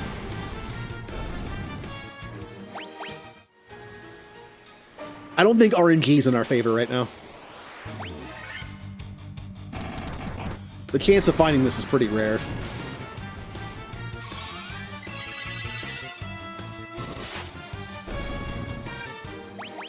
I mean, we're not losing anything by doing this. I'm healing as much as I'm taking damage.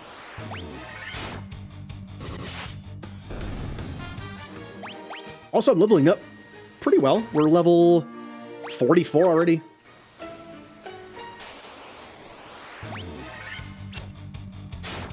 Do a little bit longer.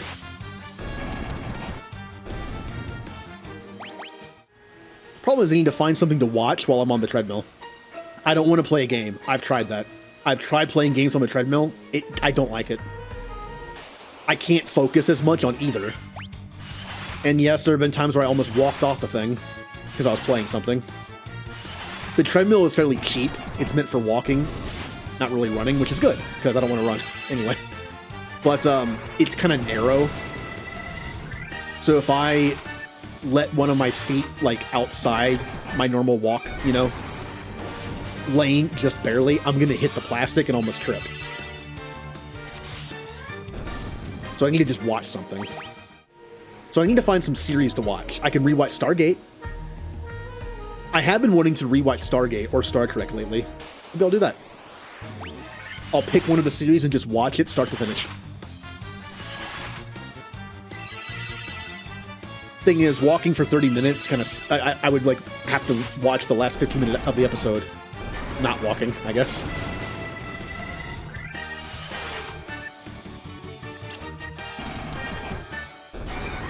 That's why the mark that I had was really good. Because I used to do like 2 hours and change, which was like 3 episodes. I could watch 3 episodes of a show that's like 45 minutes-ish long. Which would get me to, let's see. Well, 2 of them are half an hour. 4 would be 30 minutes. So yeah, 3 was kind of like the sweet spot.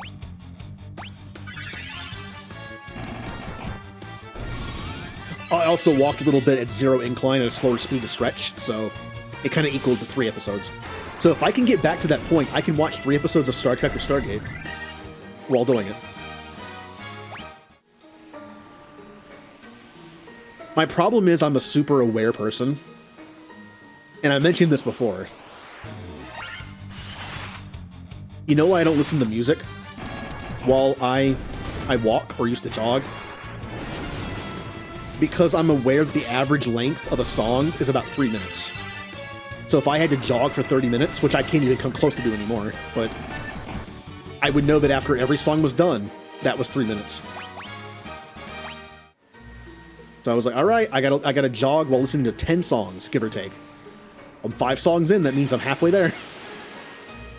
You know that makes it take longer. I also know how many steps I can do. Did you know that if I walk at my normal walking pace, I can walk, I think it's 84 steps for a minute, or yeah, for like a minute. So if I'm walking for 30 minutes, do the math. Oh boy. Preemptive strike though.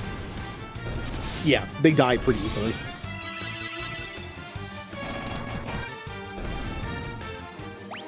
Well, eventually I can teach my brain not to do it. When I used to do the couch to 5K thing, I eventually stopped doing it and didn't pay attention. Watching something helps. Music is too consistent. Again, 3 minutes, about 3 minutes per song. I keep doing that. Then yes, watching something I've watched before also kind of tells me how long it's been. But it's a longer thing, so it's harder to do. It doesn't bother me as much. It's just really hard for me to go brain dead and focus on what's in front of me and not what I'm doing.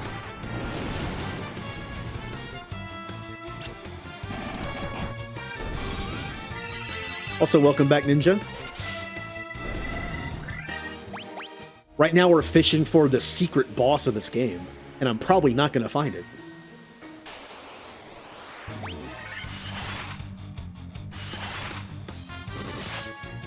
Maybe I'll record this off stream and record the fight and just post it in Discord or something.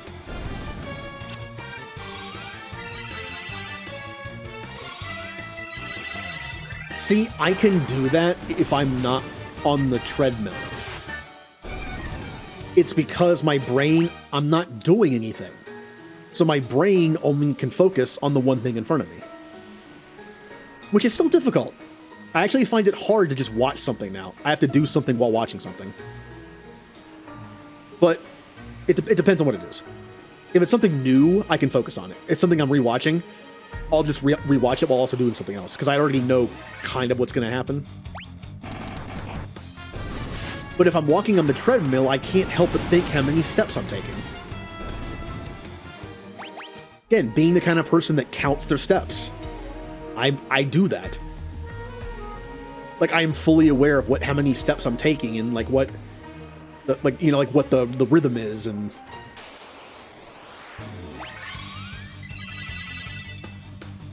I hope I'm not the only person that's done this. There have been times in my life where I've become so aware of things like breathing or blinking that I can't help but think every time I do it. And then I start counting it.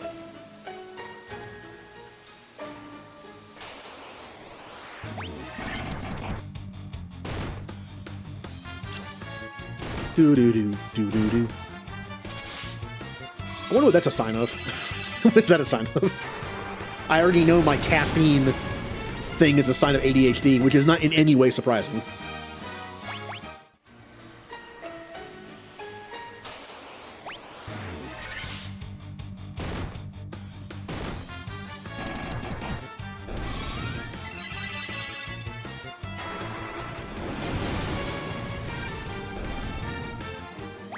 Because apparently there's more to ADHD than just not being able to pay attention. There's also, like, the idea of being hyper-fixated on something.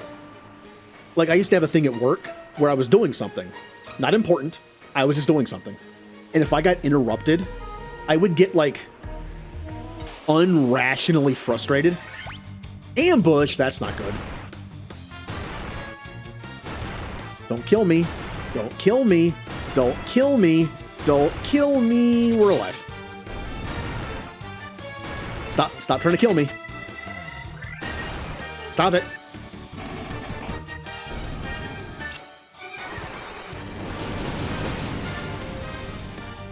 But yeah, even part of my brain was like, why am I getting so frustrated? I don't even like what I'm doing. Like at Best Buy, I would be like trying to stock something or trying to like sort something or do whatever. And anytime a customer came up, in my brain, I'd just be like, ah! I just want to finish this. Yeah, it kind of works. Honestly, I have both. There are times where I'm so fixated on something, I get super frustrated whenever I have to stop, even if it's something I don't care about. It's like, stop. I have to do this. I must do this. And when I have to stop, I'm just not happy about it. And even afterwards, I'm like, why was I so frustrated about that? I don't even like what I'm doing. But I just want to finish it. Then there are times where, yeah, you start multiple things and just can't finish. Because it's like, I'm going to do this. Hey, what's that over there? I'm going to do that. Oh, this is interesting. Hey, what's that over there? I'm going to do that. It's weird. It's kind of weird to have both. One time I can be hyperfixated and do nothing but what I'm doing and be super unrationally angry if I have to stop. And just like, ugh. Or it's the opposite. Or it's just like, I'm going to do this, I'm going to do this, I'm going to do this, I'm going to do this. When it involves some form of symmetry or counting, I can get hyperfixated. Great examples. Like when I was trying to stock something at Best Buy, I just want to finish. I just want to make it look nice and neat and even and finish. And when I have to stop, it frustrates me because I know it's still not even. So the whole time I'm doing the other thing, it's like, I see it, I know it's over there. I used to work at a gas station overnight. And one of the overnight jobs was to stock the cooler. You know, when you walk into a gas station and see all those cooler doors, people have to go behind there and stock them all from the back. I used to do that. And there were nights where I wouldn't be interrupted. The other person working would just cover the front. So I could spend like an hour in there or two, depending on how busy it was, if that was like truck day, and just stock all of them and look and see if they're all even. They're all full. They're all even. It's nice. But there were days where the person working with me wasn't that great, and they would just disappear.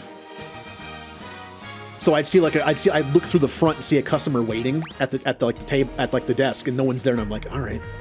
I'd walk out and just be like, rah, rah, rah, rah, rah. It's like, I want to finish this.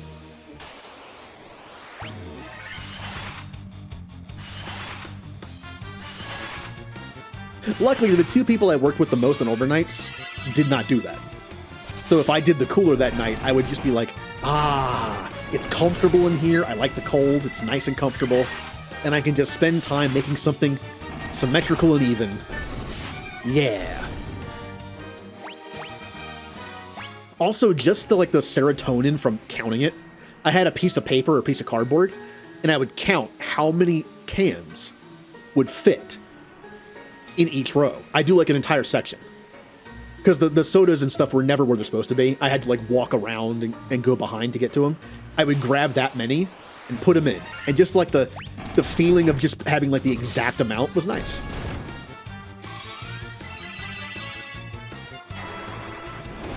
And again, I'm sure that means something.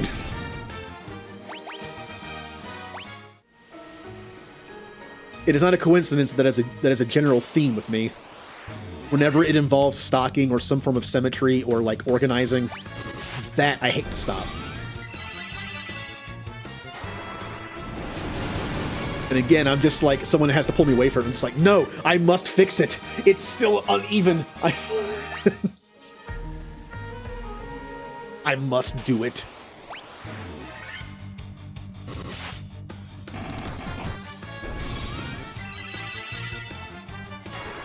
It goes back to the sandwich making as well.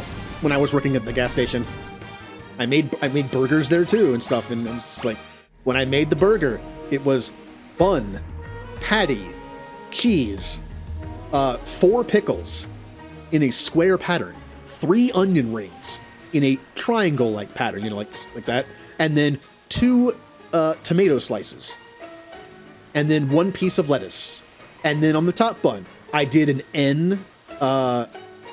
N ketchup and like a Z mustard. You know what I mean? Like it was like a zoop zoop and then a zoop zoop, and that was it.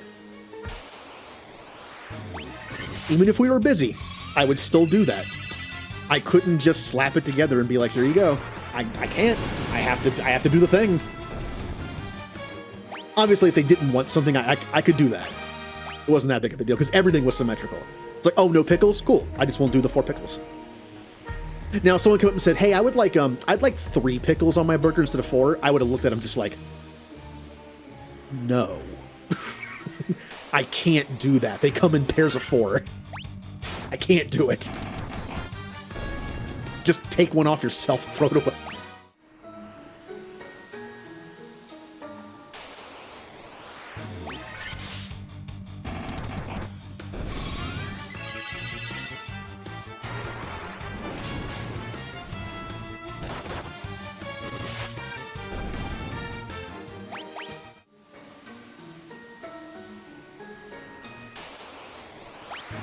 Oh, there it is! There it is! I found it! I found the Wormek! It's the secret boss! It almost killed me in 1 hit! It ambushed me! Oh. Alright! Time to try not to die. We're almost dead already. Please get off the healing first. Okay, that's good. Now I would like a Kiraga. Oh. Alright, we're not terrible. That did... You heal 100 every turn? That was his move. He didn't go. Okay. Kiraga... No. No. Haste the monk. The monk will use the gaunt... No, where is it? This for Saber. You will cast another heal aura. Or do you want to do protect? No, heal first, heal first. And then nuke. Ow! I think my monk is dead.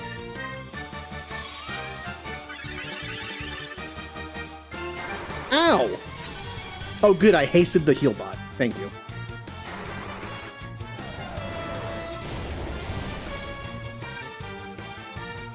Stop healing! Kiraga, the black mage, because they're the only one doing damage.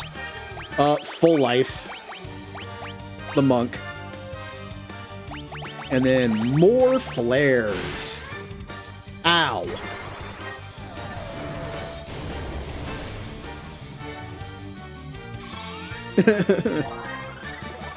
Thank you, full life, which didn't exist in the original. I'm pretty sure. Okay, monk. I would like you to use the thing. You will full life the red mage. I really hope he doesn't nuke, because if he nukes, my Kmart VV's dead. How about I use an X potion instead? Or my potion? Ow!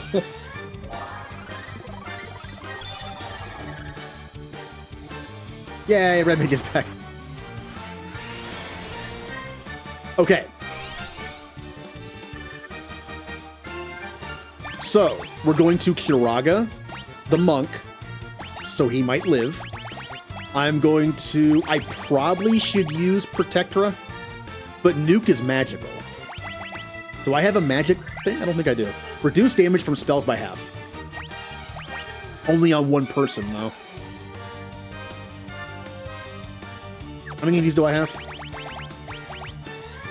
8. Oh, no, I have 4. I have 4. But I need to save these for full life, though. We will do... Yollara. Oh, boy. Ow. Well, at least the Kiraga wasn't wasted.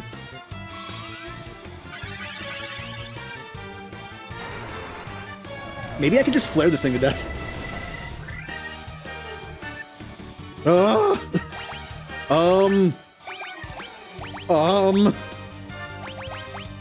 Cure you. Full life you. Do not do nuke agog.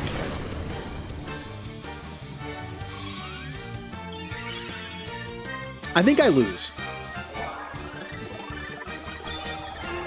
I might lose. If when I run a full lives, I'm dead. Kiraga. Just in case he physically attacks one person. Nope, he did not.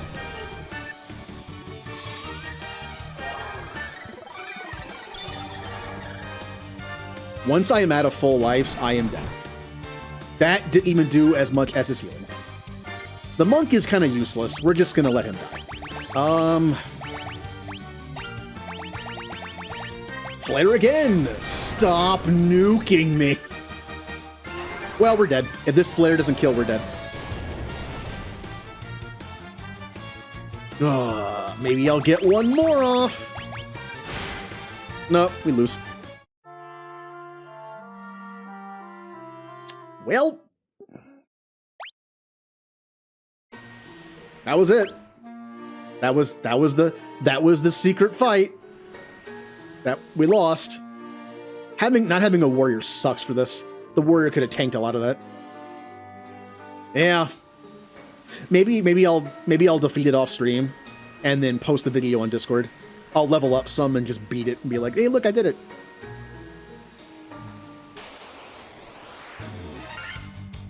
What would have happened if I found it again? Just like immediately. I probably should have done something different. I should have done, you know what I should have done? First off, ambush sucks. But I should have done turn 1 null all to make the nuke not kill me. But I kept having to use full life. Maybe it might actually ambush you every time.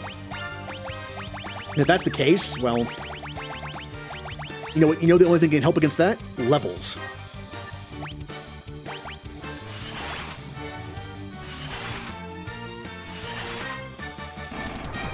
However, if I had done null all instead of healing, and it decided to do its single target, I could have had null all on at least 2 or 3 people. And then healed from that. So that probably was the play. Use null all first. Use red mage for Kiraga somebody. Use null all. And whoever survives the next one will have take half damage. Well, are we ready to take on the final fiend? The Lich. Merilith, the Kraken. You have defeated 3 fiends and reached my lofty perch.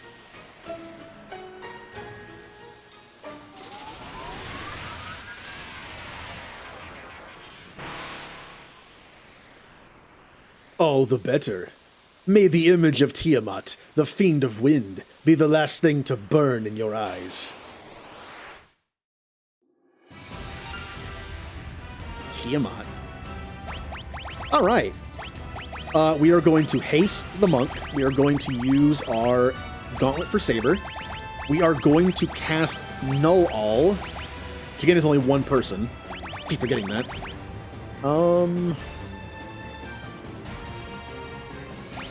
I will cast Protectora. I know it also has physical spells, so that'll help. And then Nuke.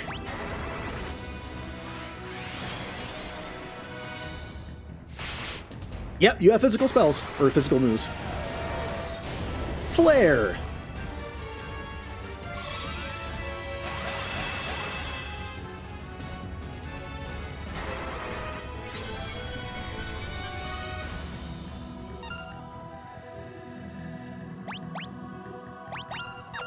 Do I want to attack with you yet?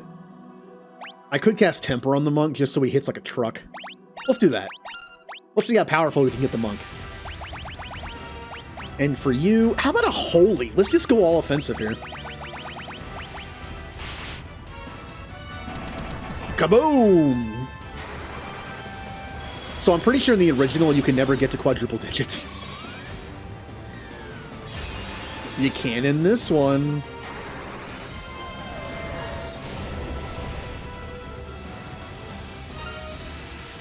Red Mage.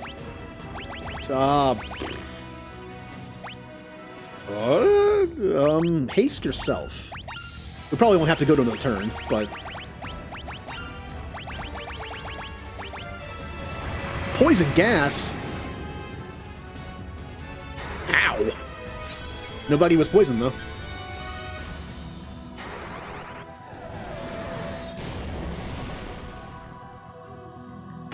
Dead.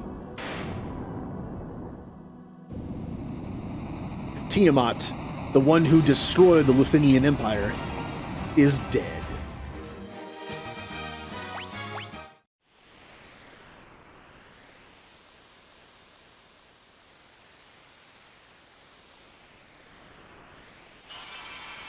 Now the last crystal shines again.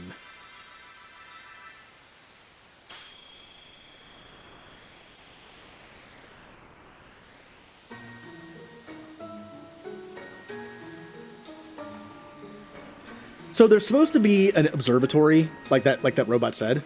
I don't know where it is. I don't remember where it is.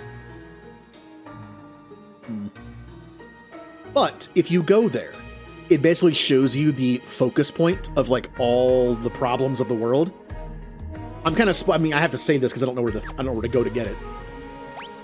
And that ends up being somewhere we've already been.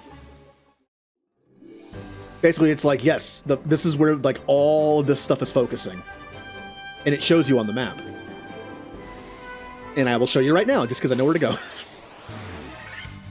Ambushed. What if you lost here? What if, like, you took out the war mech and beat Tiamat, and you're like, yeah, we're the best ever. And you forgot to heal.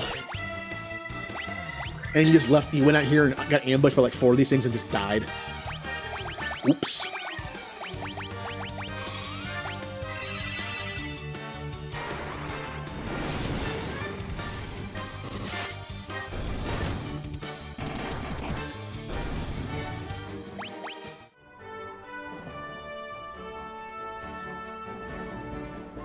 Na, na, na, na. I'm gonna buy some potions.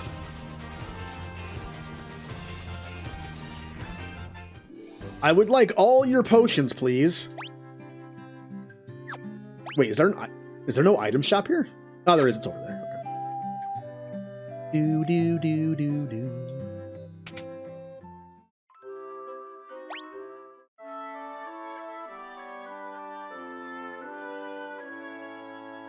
We did it.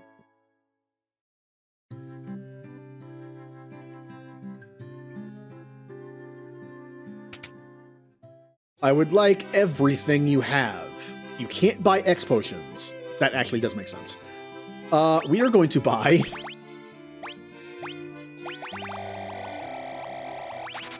max of everything. Well, maybe not everything.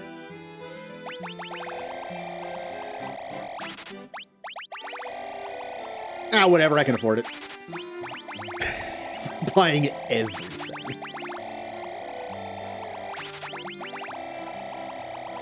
Do I need these because I can buy remedies? No. I'm proving a point. How much would this be?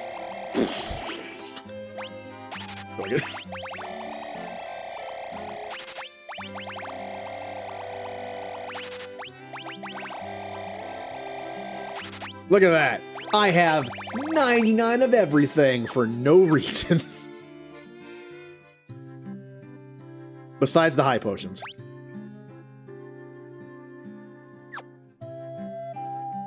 Okay. It's time. So, when you go to the observation place, and it focuses in on where like the true evil is, where all this is like all this stuff is focusing to in the world. It tells you to go. Bum bum bum bum bum bum bum bum bum bum bum. Here. Remember the Temple of Chaos? Where we fought Garland when he kidnapped the princess and took her here? Just pretty much right next to the starting point of the game. This is where the crystal energy and all that stuff is telling us to go.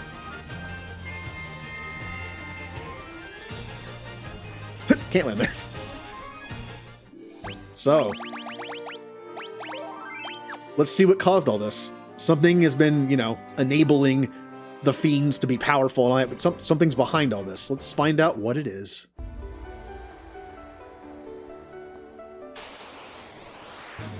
By fighting a bunch of old enemies that can't really do anything to us.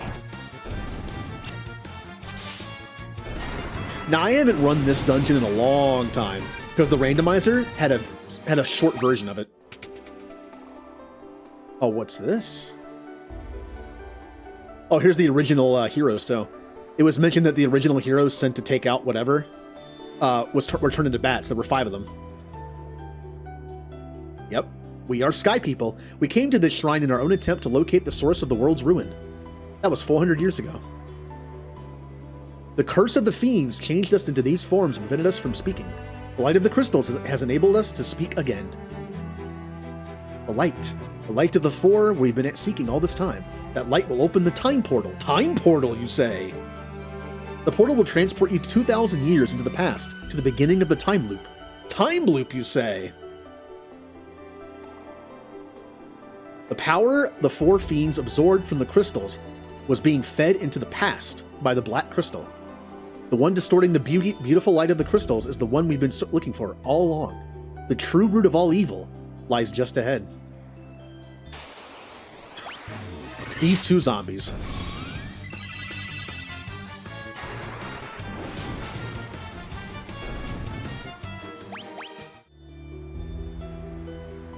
Shine the light of the 4 crystals on the black crystal in the center of the chamber. Doing so will open a time portal to the shrine as it existed 2,000 years ago. So, very first Final Fantasy. Sky People. Robots. Transportation. Time travel. Time loop.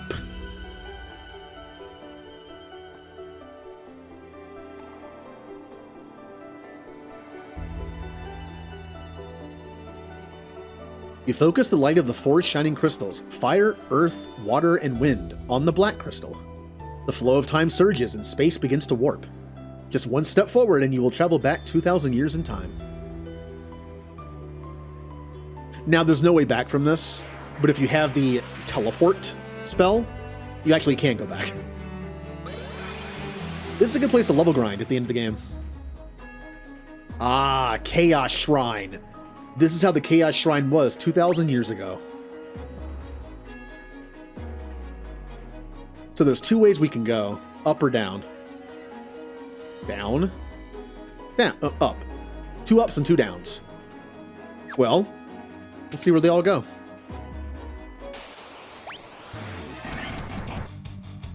So yes, the very first Final Fantasy has sci-fi elements. Robots and time travel.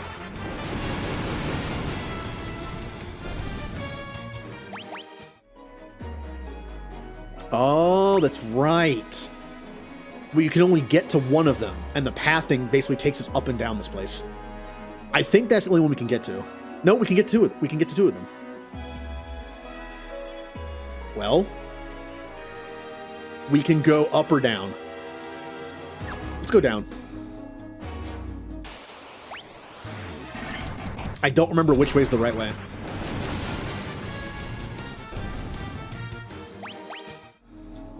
I mean, Evil Lair. I'm thinking down's probably the way to go.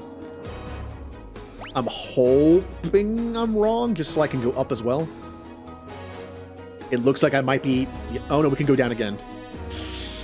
Maybe I should go up first then. Let us take a look at what it looks like. Because we can continue to go down. Ooh, white dragons. There's some tough enemies in this last area. Pretty much all the tough enemies from around the map are here.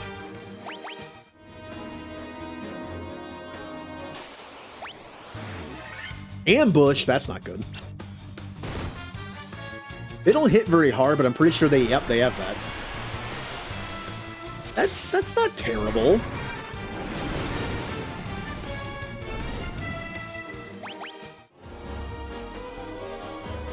I mean, we have so many potions. In the original Final Fantasy, imagine only having 100 of those regular crap potions, and that's it.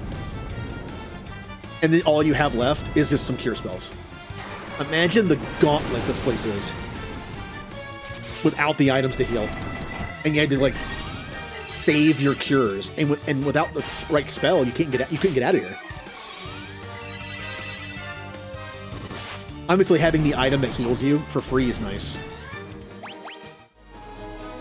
But if you're unprepared for this place, this is your tomb.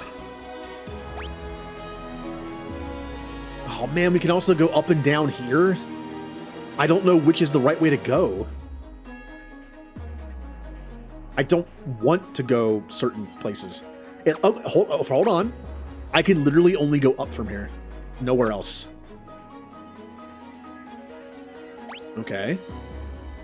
From here, I can only go to the... Okay, we went the right way. This way I can only go to the middle. So whatever's in there... Maybe there's a chest in there? Green dragons. If it works like D&D, green dragons are poison dragons. Healbot leveled up. Only stamina.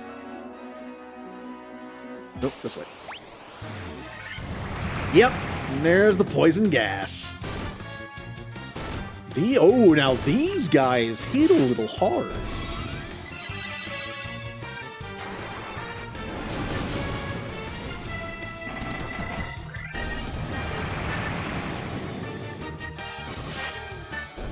Although we're too strong for the poison.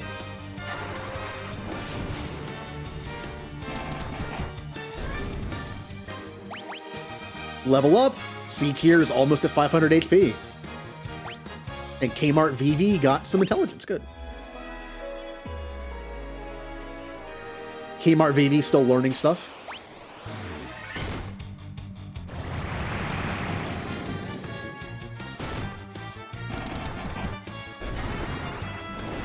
Remember to stay hydrated.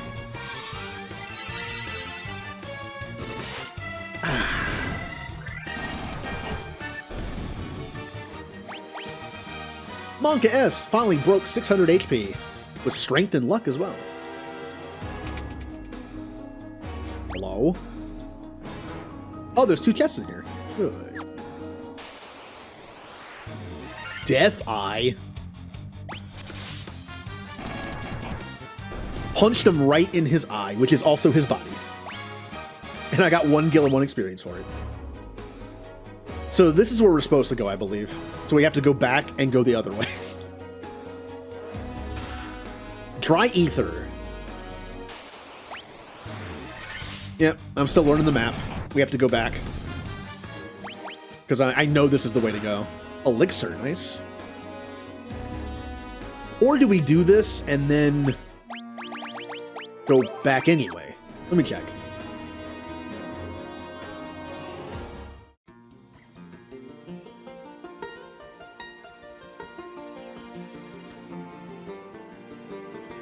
Remember that loot the princess gave us that was passed down for generations for the last 2,000 years?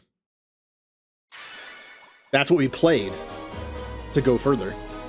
So a key item from the beginning of the game that had no purpose. There really is no reason, it's not explained why she had it. It's very possible that the Kingdom of Cornelia, whatever it's called now in this game, exists right now, and that it's an heirloom. They knew it would serve a purpose in some form. So it was passed down. Yep. So we need to go back and go... Oh, they come back. The evil eye comes back. It's kind of funny. We need to go the other way. Oh, I forgot to get Excalibur. I forgot to get Excalibur. Well, can I? Since I have to backtrack anyway. Screw you, I don't have to fight you. Oh, that's right. That does. Okay, hold on now. Exit? It does still work. Hey, look, I used the exit spell and went 2,000 years in the future. Alright, we need to go to the dwarves. I most likely can't use this thing, but I still want it. Na na na na na na. Which one makes something? You don't make anything. You.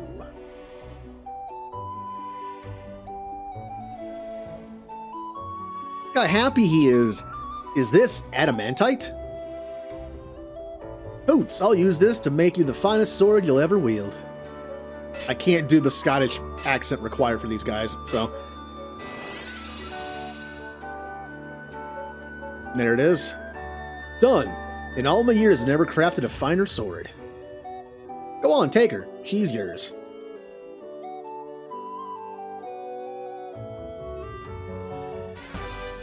You obtained Excalibur. And who can equip this Excalibur? Nobody. Nobody can equip it. Because 9 times out of 10 when people play this game, they have a warrior. I should just sell Excalibur. I should sell it. Does it do anything in combat? I don't think it does. Nope. What if I sold it? I'm going to sell the... No, I'll keep it with me. In case we ever find a warrior that can join us in the future, you know, we'll just keep it with us.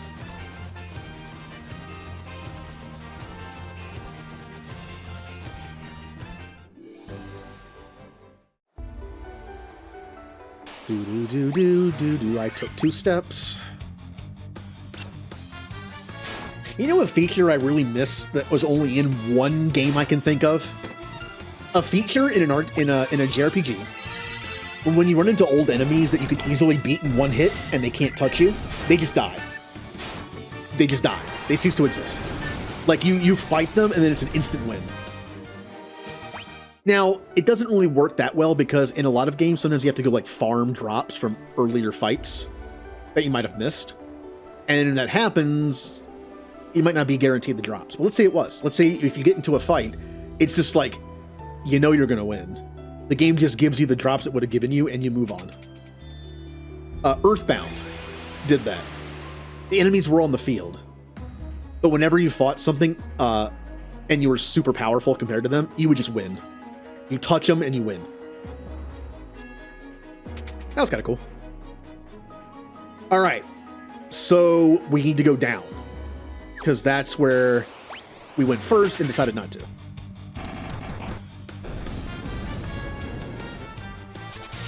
So that did nothing to us.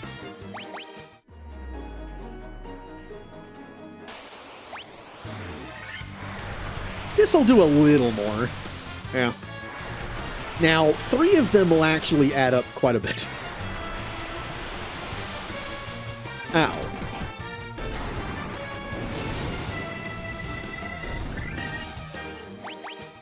We don't need to heal.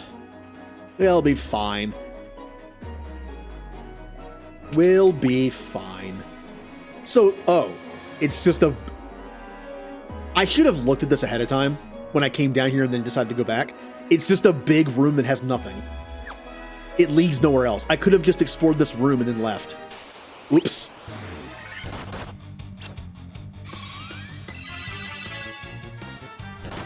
Oops. It would have taken like 5 seconds to realize that if I had just looked. But yeah, tonight, after stream, I'm going to be doing some Pokemon raids. If anyone would like to get in on that. I can't host 5-star raids or 6-stars, so... But I'm definitely willing to join others hosted to get them their 6-star. And also partake in the goodies. But at some point, I will be playing this as well. Just so I can beat the War Mech and like record a short video of me beating it. Just to say I did it. There's nothing here. There's literally nothing here. Well then.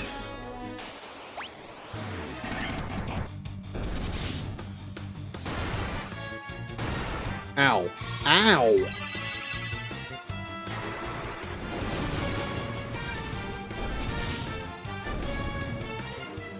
Which means...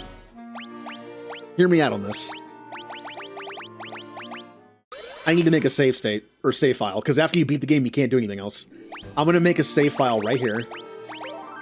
There. That way one of them is outside on the world map, that I can continue and go try to fight the War Mech. Now, can you go back to War Mech area? I'm pretty sure you can. Tiamat won't be there, obviously, but I'm pretty sure you can go back. Pretty sure. Well, if not, well, I guess that's it. Do-do-do-do-do-do-do. Well, I could use the 10 as well, or a cottage. I have so many of them. Here, I'll just do this.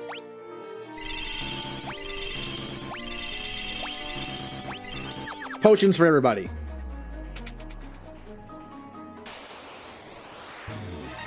And that's how I used to go through potions really quickly in the original game. You only had 100 of them, or 99, whatever the limit was in that game. You had to buy each one individually. There was no like a quantity scroller or number. You just had to buy them one at a time. And you had to use them one at a time, which is also pretty slow. And then when you were out, that was it. And you ran out very quickly.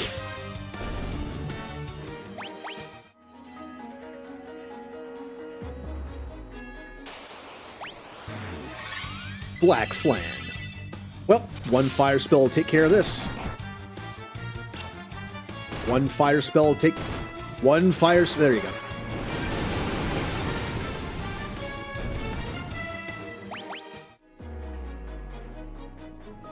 So, all we can do is go this way. I know I've already been here, but just go down this way. Oh, you cast Blazara.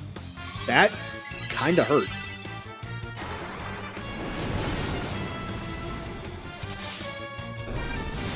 Ow! Stop casting magic on us. Stop it!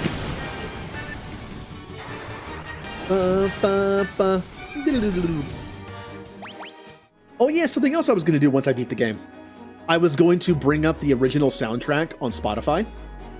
I mean NES original. I could bring up the Origins one, because this game actually had... The original Final Fantasy doesn't have a lot of music in it. Origins added some stuff, like a boss theme and things like that. And this remastered those. But I think it's best to look up the original, and we can kind of listen to it and just see the difference. The original is always going to be classic, but for some Final Fantasy games, I'll be doing this for all 6 of them. I won't do every piece of music. I'll do the most, common ones, the most iconic. But since there's not that many in this game, we'll do a good bit of them. Of course, the original Final Fantasy has like 12 tracks, so then you have like Overworld, Chaos Temple, Battle Theme, Town, Inn, or like building, Ship and Airship, and then Gurgo Volcano, and I think that might be it. There's a few more in there. Oh, it's the Eye. The Eye is back. Hello, Death Eye.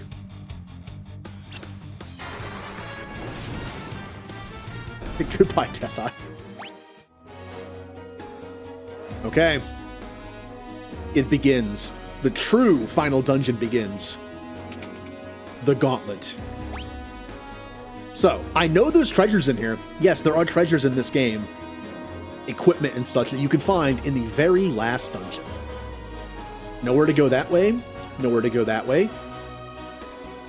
Nowhere to go that way. We have to go all the way around, which means we can hit... Yeah, we can just go here, then go up. I actually don't remember what the best stuff in the last dungeon is.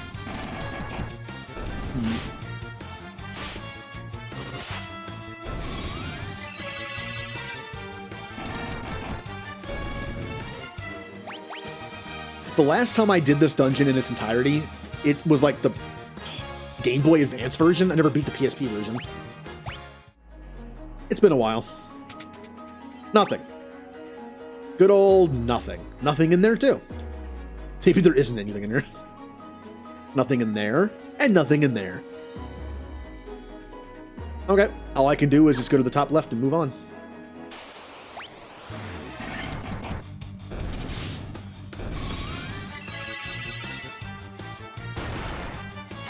So again, I did not grow up per se on Final Fantasy 1.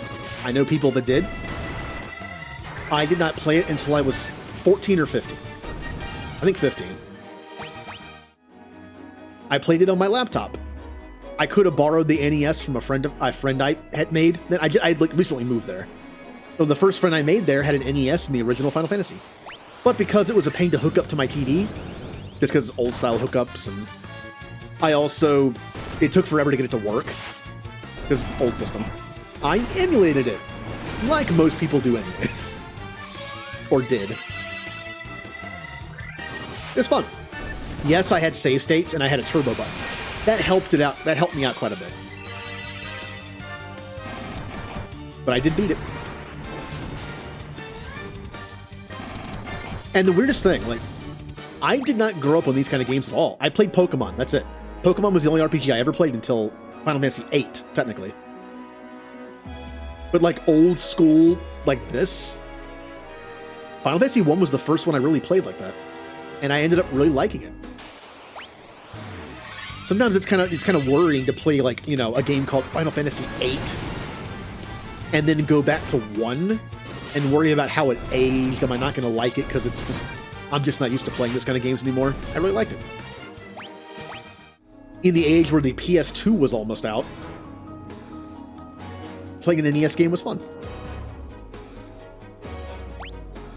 Now, I will say for games like Baldur's Gate, that is the case for me. I did not grow up on those kind of games, and trying to play them now, I have a hard time trying to do it. That goes down, and that's it. Can't go anywhere else.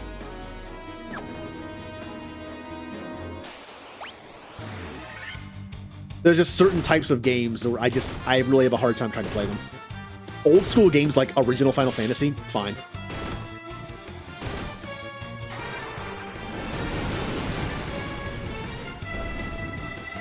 Yeah. Should probably heal a little bit.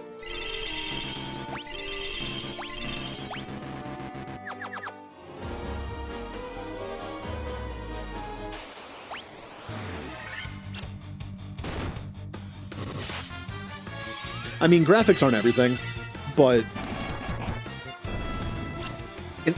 for games like Baldur's Gate, it's not just the graphics, it's also just the control scheme.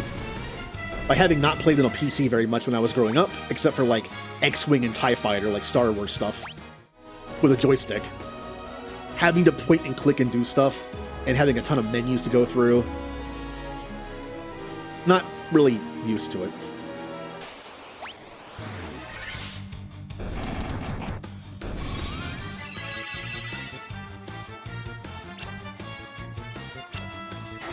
I mean, the games I played mainly, I did play on PC.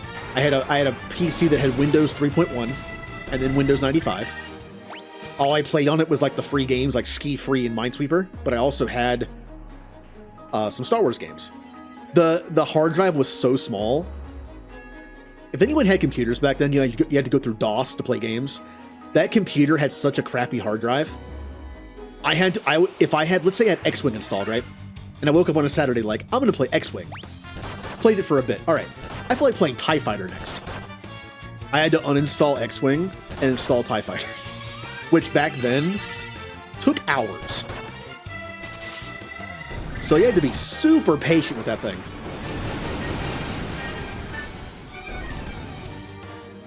Yeah, it's not like today where it's like, I want to install a game on Steam and play it that I haven't played in a while. Oh, well, 50 gigs? I'll download that in like 10 minutes, if that. Yeah.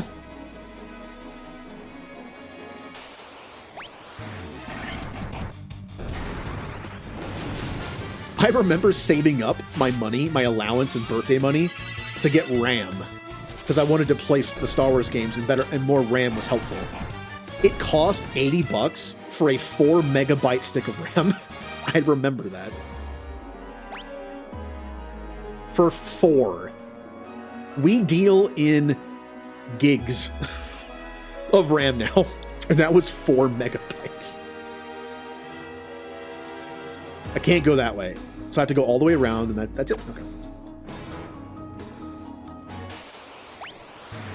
Also, that computer could barely handle Windows 95. It was probably a mistake to install it. But I remember Windows 3.1 with what was it? Windows Navigator, you know?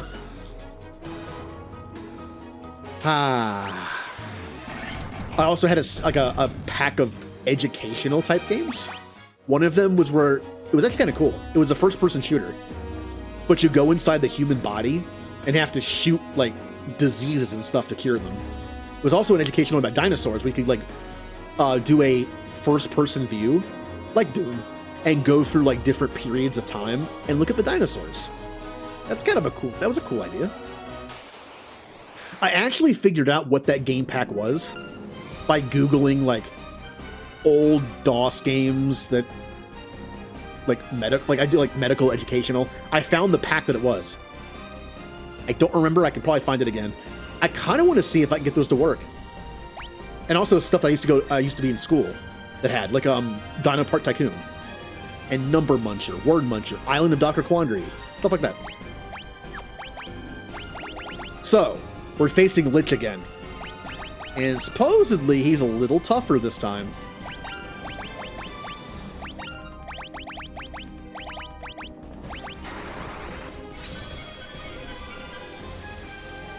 So now you have the kill. In like beat 'em ups, you have like the boss, the boss royale, where all the bosses in differently skinned, different color palettes show up and you have to fight them all at once or one at a time. This is what this is kind of doing. But it makes sense. We're 2,000 years in the past. We're fighting the past versions of these guys. Somehow these fiends made it to the present, woke up at certain times, and started messing the world up for some reason. So we're fighting the past versions of them, which apparently they were a lot stronger back then. Go ahead and attack. My sword is good against undead, so.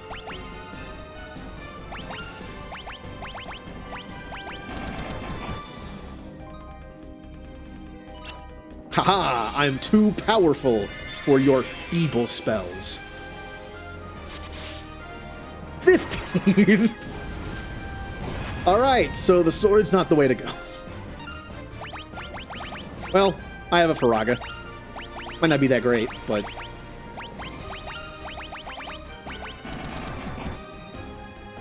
Don't worry, my punches still work.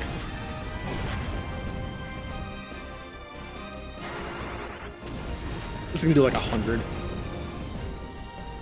Eh, that was enough though. C tier with the final killing blow. C tier's like, look how powerful I am. As they all look at him. It's like, what are you talking about? It's like, I got the killing blow. Like, yeah, but Lich was already like dying and crawling on the ground, and you just kind of hit him with a little flame. Yeah, but I got the kill. All right. Where to now?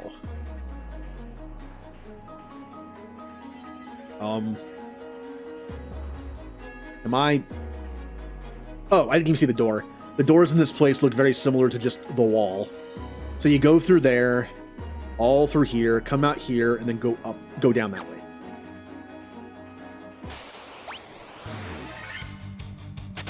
Nope. Fyraga and Daira are still on. Won't do that. Okay.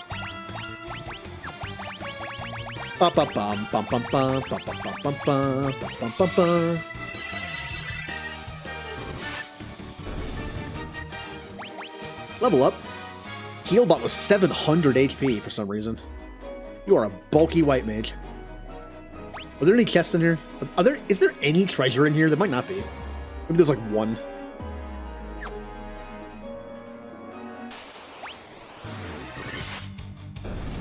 Dead.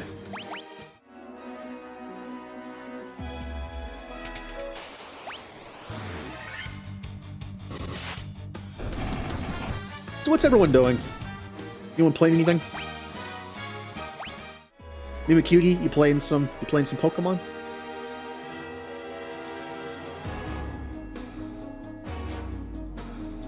Bum bum. Bum bum. Oh, there's doors down there. Wait a minute. Well, I should have checked down there already. There could be some loot in here. Or it's just empty rooms. There are chests in here. There are 3. 4 even. Ooh.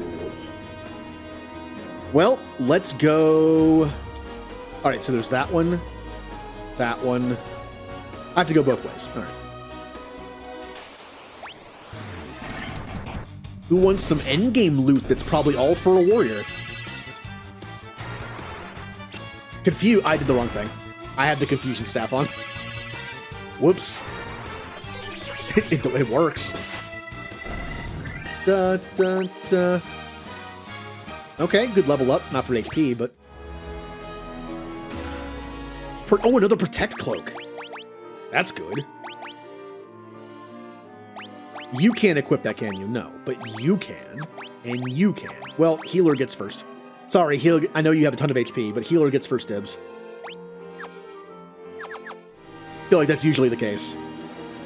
Healer dies, generally your whole team dies.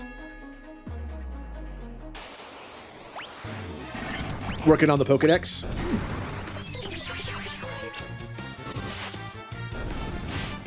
I'm gonna start doing that. I might not stream the whole process of filling Pokedex. I'll do the endgame stuff. Maybe some raids too. Maybe on the Saturday where the Charizard raid's a thing, I'll just do a stream where we just do Charizard raids. I'll host them. Ooh, good MP. Or HP, I mean. Yeah, we can just do some Charizard raids. Or we can do a split, like I normally do. Like, usually. I'll do like 4 hours of a game, and then we can do like 4 hours, 3 or 4 hours of Charizard raids.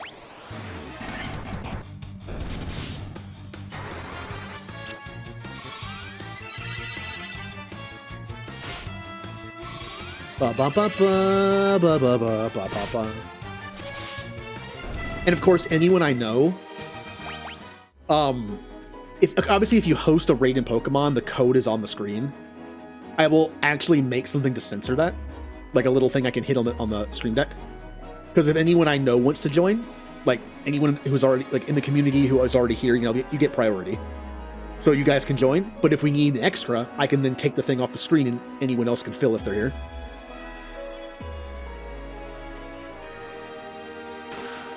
Elixir. Bum bum.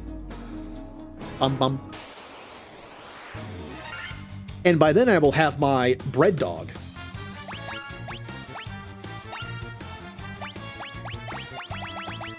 So I can either go full DPS with Azu. Actually, the thing is, my Azu is not full DPS. It is a hybrid. My Azu has Belly Drum and Play Rough for killing Charizard, of course. Hopefully they'll fix the Play Rough glitch. I kept hearing it was huge power, then it was Play Rough. Like the HP bar breaking. Hopefully they fix that in time for that. But if everyone has a DPS build, I can use like Bread Dog. This is going to have like a full support build. Either way works. I can use whatever. I can fill, I can flex. Not in real life though, it's depressing. And not impressive in any way.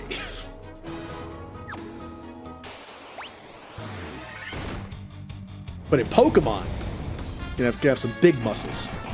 Big Pokemon muscles.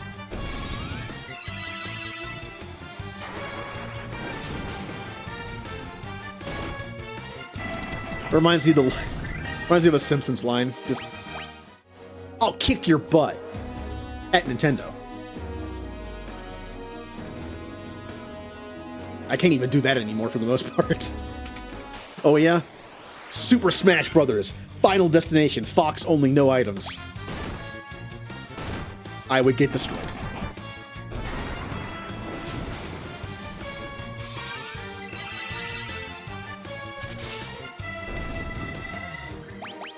Still though, there was that one time. Oh, what a good memory to keep. I just remember being on a school trip for the academic team. So We're just a bunch of nerds since we play video games. Someone on the trip, I brought my N64 with me, and we were going to play original Smash Brothers in the hotel room because it was like an overnight thing.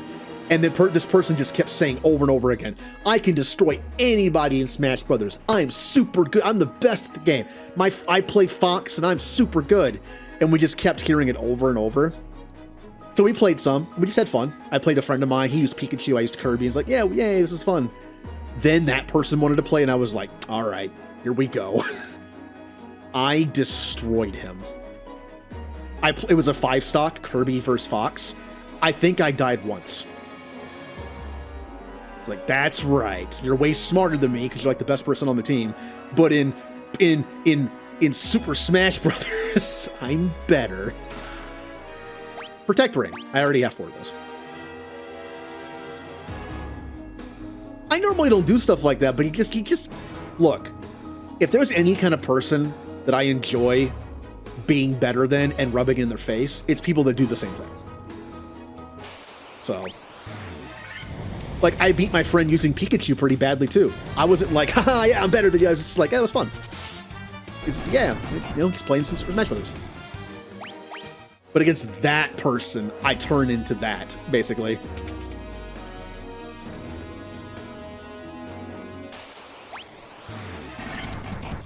Because it wasn't just like rubbing a win in our face, it was rubbing a win we haven't even seen yet. It was a little different.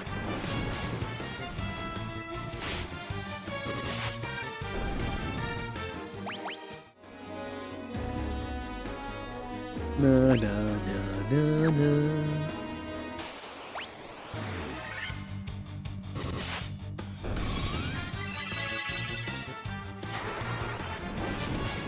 Oh, Super Smash Brothers 1. Classic. Also, when Kirby was good. I hated Kirby in Melee.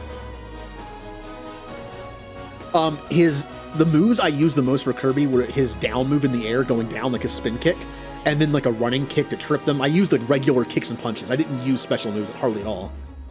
And in Melee, the down move is like delayed a lot, so I can never hit it right. And the running move is that burning star move. I don't like it because the other move was just like a kick, which kind of set up a combo. But the shooting star thing just went right through them. So I did not like playing Kirby in Melee. I switched to Luigi because of course I did. Of course, which character do I like to play the most in Melee? Oh, the weirdo. one of them. Luigi. Another one of these? Hold on. Hold on. They really changed the Masamune to a weapon that can only be equipped by the ninja? And there's 2 of them? Who uses 2 thieves? If you're going to use 2 of anything, it's going to be warrior or red mage. Why? Why would you have 2 of them and then make it so only one person can equip it? That makes no sense.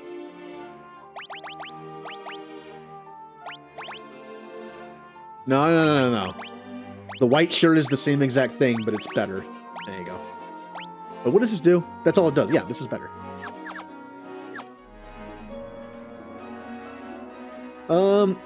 Always beat everyone and played with, so no one ever wanted to fight you. The curse of being the best. I mean, 2 ninjas is great, but 2 thieves sucks. I would not want to play through half the game with 2 thieves just for the payoff of 2 ninjas. Again, this sword used to be equipped by everybody. I'm not even sure if there were 2 of them. But you could give it to the white mage and the black mage and just have fun using good melee attacks. That was like the point of it. Anyone could use it. But why take that away? And have 2 of them? Either make it only for the ninja and have 1, or have 2 and make it for everybody. Or make them different items. Take one of them and make it the Masamune, and everyone can equip it. Take the other and make it this thing, only the ninja can equip it. It's just weird to have 2 for only ninjas. Huh. The warrior can probably also equip it, because the warrior can equip any sword. So the warrior can probably equip it too. But Excalibur is probably better, I guess if you didn't get Excalibur. The red mage should be able to equip it, though. I understand if you want to make it, like, more ninja-specific to give it something good, and only for it. But I feel like the red mage, I mean, at least give it to the sword people. Please?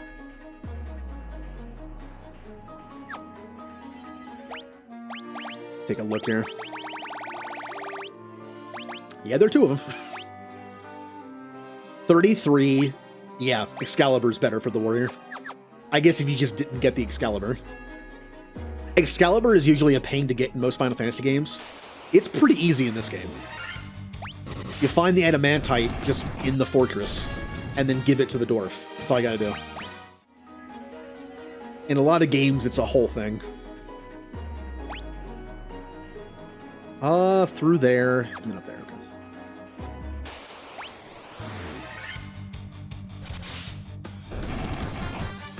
Well, I did say if I ever did a challenge in this game, having 4 of the same character, it would be Thief. I was going to do a 4 Thief run. So I guess I could use those.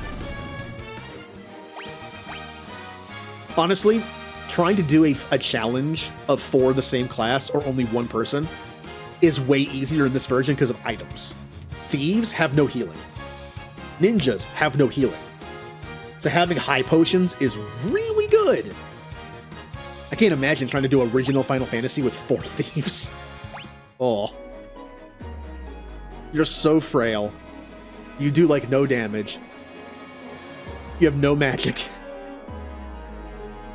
Lower HP. Oy. You want that prestige class as fast as possible, but you're not going to be able to do it super fast because you're weak. You're going to have to over-level to be able to do the Castle of Ordeals, which then makes the ninja not as good. Hello, Merilith. I think your name changes every game you're in. Alright. Temper the monk. Saber the monk.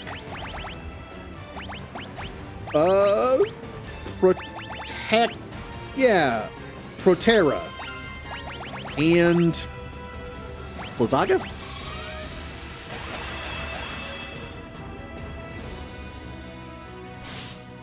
Ow! That was with Protect on.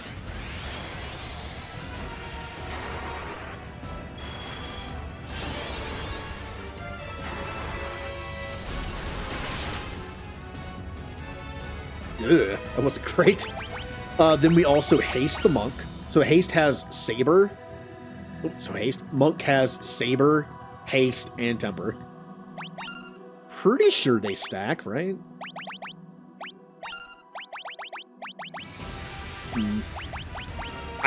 This will never work on bosses. Yeah, just Blizzagas.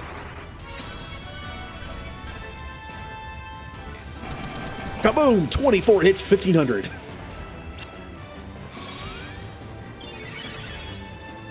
Monk, super powerful. Is C tier once again gonna get the killing blow? And then make fun of us and be like, haha, I got the killing blow. Eh. I did 5% of the damage. I could holy for fun. Yeah. Just use your Thor's hammer, just smack something. Come on, killing blow, red mage.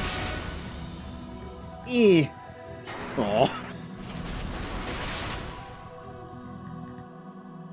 A bit of a difference in the damage. Ow, you have Firaga. Eh. And dead. There's no way you're living that.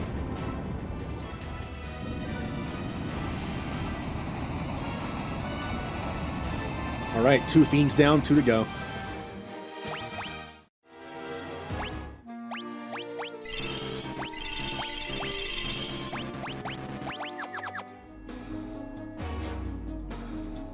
Bum bum. Bum bum. Are there any chests in here? There are not.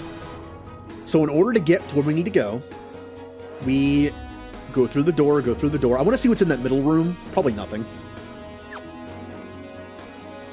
chirper. I'm not sure I can interact with that at all, but I will try. Nope, do not do that. Okay. Ba-da-da, ba-da-da, ba-ba-ba-ba, ba-ba-ba-ba. Drinkies.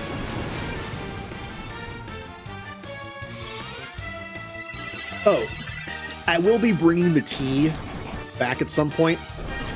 I've had like a weird sensitive stomach issue for like the last 2 weeks, and I figured that drinking the nasty strong tea might not be the best for it. So once that settles a little bit, I'll bring the tea back. C tier, 6 HP and that's it. Good job, C tier.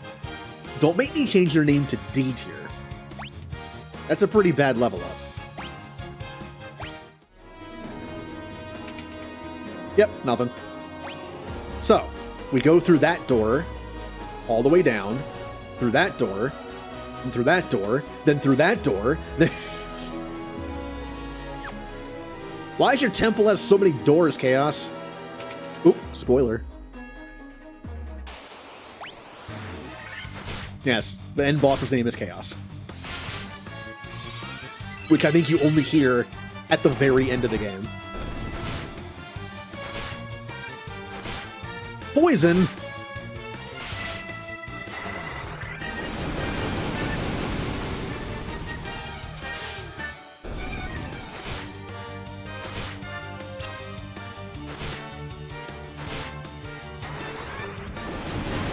Ba, ba, ba.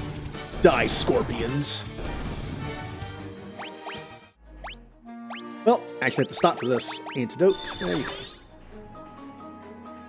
Antidotes did exist in original Final Fantasy. Although, again, in order to buy them, you had to buy them one at a time.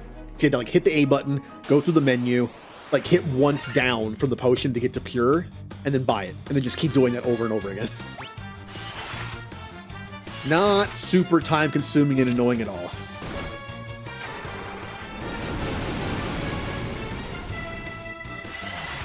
Bum, bum, bum. It did 8. Literally a single digit.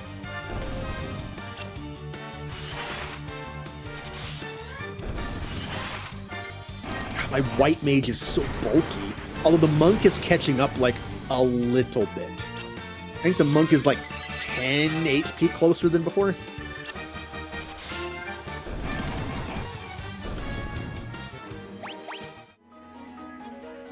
I'll come in here. If I want to do the Warmech thing, once I confirm I can go back and fight it, I'll probably level up in here some.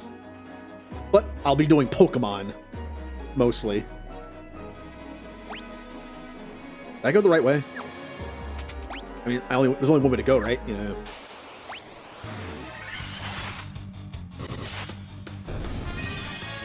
Focus. I believe it makes it easier to hit. Which, I mean, not a lot of enemy attacks miss at this point, so... Unless it also increases the number of hits that can land. I'm not sure if it's how this game works or not.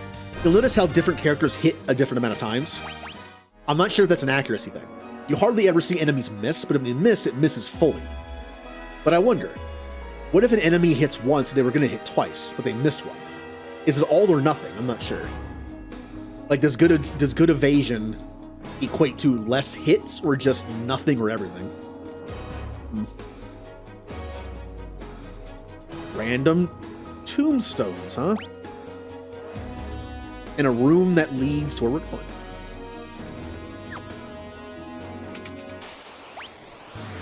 Like, oh, sorry. I went to the tombstone room by mistake. Pizza? Is it sad that when I think of the word tombstone, the first thing I think of is pizza? I've eaten so many tombstone pizzas. When I was in high school, I would get so many of those things and just eat them. And then, of course, when I had my first apartment, Tostino was the name brand of choice because it was like $1 for a pizza. Small pizza, but I ate so many of those things. I actually didn't even eat ramen.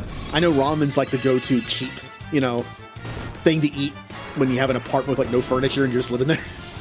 We had no furniture in our living room besides a TV. We used like lawn chairs as furniture. I only had a room's worth of stuff when I moved out, so it's like my room had all my stuff in it. You look at my room and it's like, okay, this looks pretty furnished. Go and you look at the living room and it's just 2 lawn chairs and like a wooden thing for a table, and then a TV. I eventually moved the TV into it was my TV, so I eventually moved it into my room and just never went in the living room.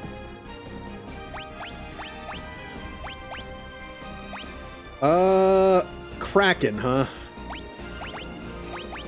Haste. Saber. Protectora. Thundaga.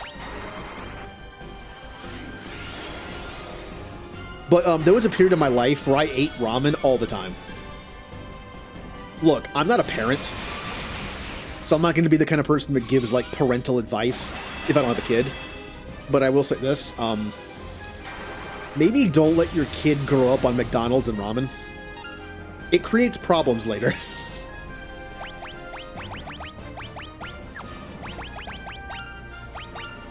I mean, I have been medically overweight since I was like 10. I wonder why.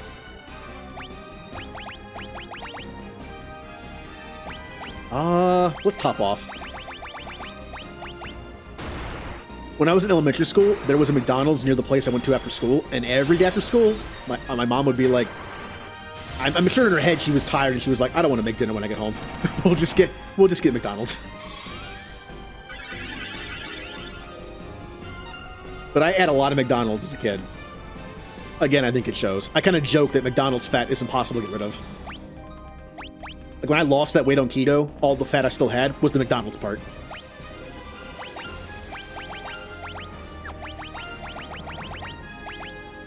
And then when I was, I lived somewhere for about 2 years, and I was always by myself after school every day till like 7 or 8 at night, and on the weekends. And on Fridays, I was pretty much by myself the entire night. And I used to just make ramen for dinner. That's a lot of salt. That's a lot of salt intake. I always wondered if that stunted my growth in some way. Like, ingesting that much sodium for a 2-year period during the time where you're like 12 to 14, kind of an important time when you're growing. I wonder like what that did to me. I still joke about the fact that caffeine has a no effect on me, or a reverse effect, because as a kid I drank so much soda. Surge. I drank the infamous 90s soda Surge quite a bit. So my body like took in so much caffeine it no longer affects me, or also makes me tired. Now, of course, later in life I realized that is a definite sign of ADHD. But as a kid, I guess it would just be it'd just be a different term because you're not an adult then. But yeah, I learned later that wasn't that. Any chests? Any chests? Hold on. I can go down that way. Or I can go over here. Well, which way do you think I'm going to go? Of course I'm going to the treasure. Oh no, it's the pantsless stone golems. I think they're pantsless.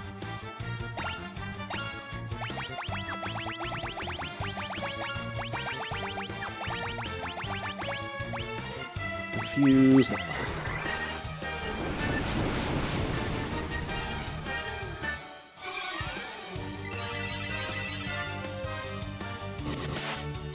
You know, it's funny. There was a lot of censoring to sprite work in older Final Fantasy games in the US. A lot of things were covered up a little bit more. I like to think that if we had a version of Final Fantasy 1 that looked almost like this good, even back then, if it was even like hinted that these stone golems were just naked, they would have like pixeled in some shorts or something. So they're like the Hulk. They just have a pair of shorts on.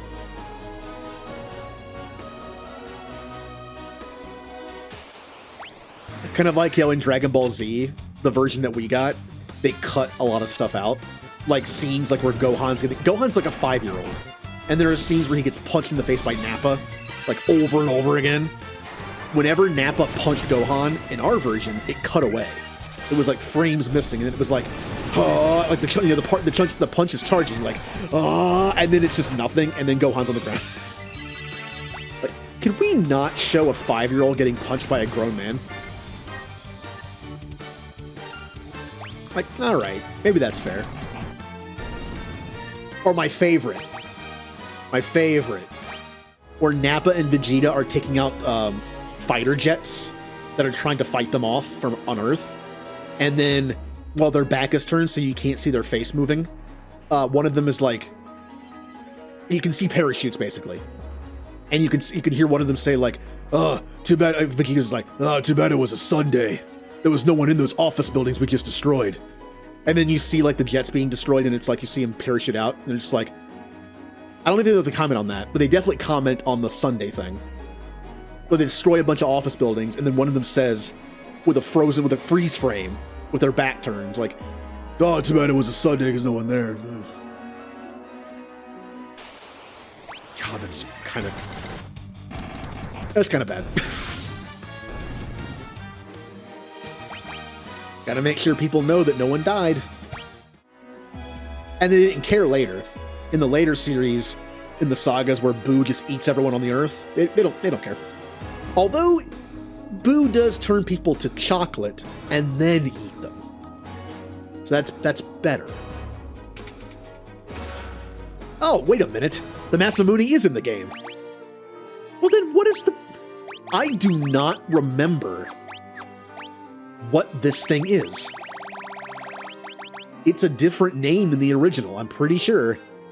I don't remember what this is originally. Well, you have the Masamune, a fantastically powerful sword, even better than the Excalibur. And anyone can equip it. You want the monk to have it? Sure. You want the white mage to have it? Awesome. Look at that damage increase. Now, who wants to make an argument for their character? C tier, would you like the Masamune?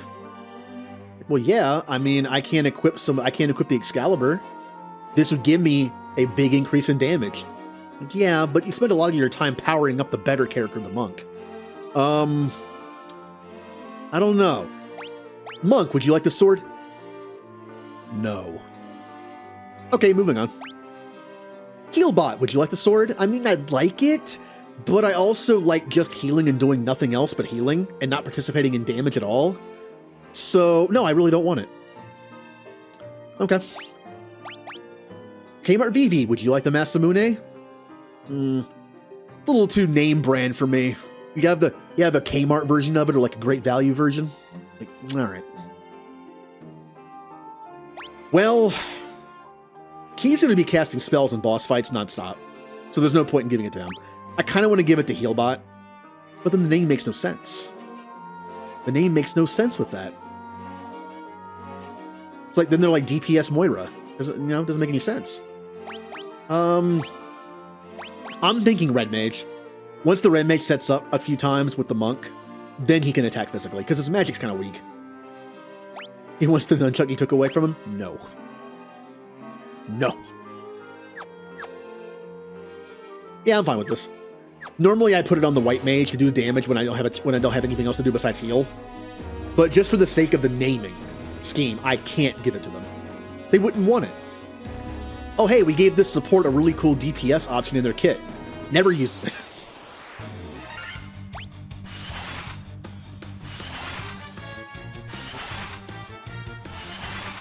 Ow! Thank you.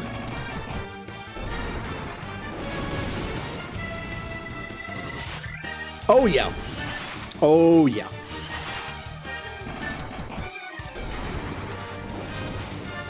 Red Mage is doing some damage now. Just so I can see it though. Just so I can see it. I want to see how much damage our White Mage does with it. I want to see how much.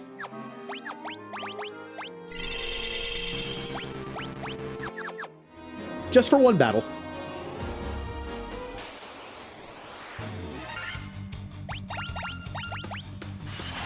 Alright, let's see you do it.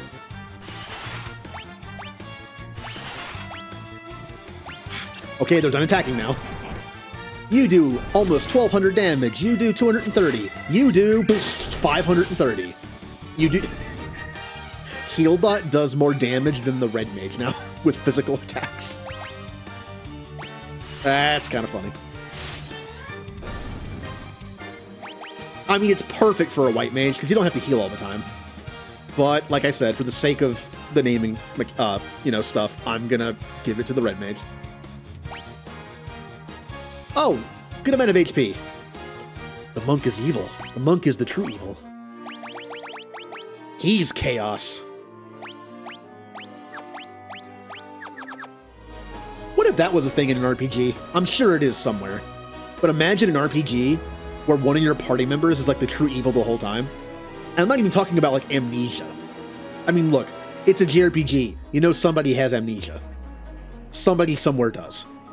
It's just, it's a rule of life. But what about someone who was the healer the whole time, or the bad guy the whole time, and knew it?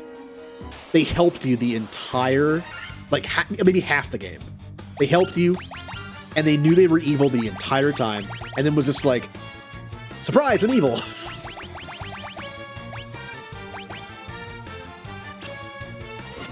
No amnesia, no time travel, no evil twin, just straight up, I was evil the whole time. Like, our stuff aligned, our goals aligned, but they no longer do. Like, we took out the evil that we thought was evil, but they were actually just like an evil pretender, and now it's like, oh good, we killed the evil guy, now I can take all this stuff back. Actually, wasn't that bad of a person. I am, though. And then who replaces that person in the party? But the quote-unquote evil person you just beat. Because you find out they weren't actually that evil. They're like, I mean, yeah, I wasn't super nice, but I actually helped through some schemes and trickery. I actually defeated the true evil, which is the person in your party the whole time, by the way. And I took over. I'm not nearly as evil as them. So that's why you actually beat me, because I wasn't willing to do certain things. And then they join you like, yeah, I'm going to help you take out the evil that you helped put in place again, idiot.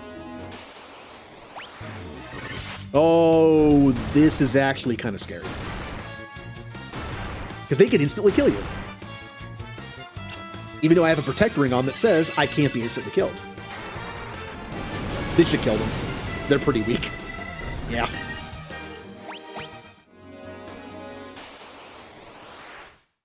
Well, look who it is. Tiamat has returned. Sort of. This is 2,000 years ago Tiamat, so different. They don't remember us. C tier. I want you to haste monk. Protector. Go ahead and do I want to say my flares for chaos. Thundaga. Ow.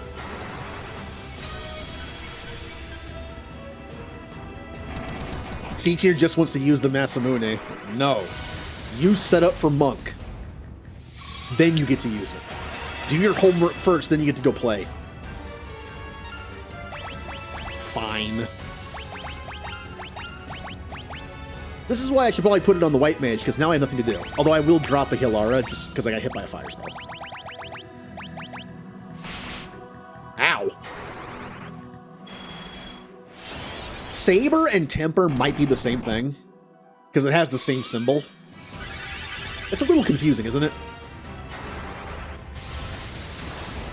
I think Temper and Saber are the same exact buff. Because it has the same, I think it has the same symbol on it. So I guess they don't stack. So I could just use haste. And then I could either use both with the red mage and attack both turns with the monk, or have the monk use the item. Either way is fine. But I'm betting they don't stack for that reason. Alright, C tier, you can do what you want now.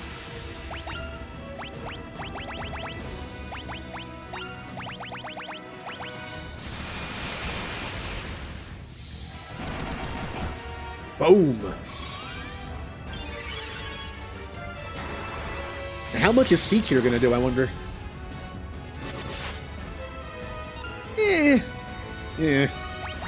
It's something. Anything I can do with you?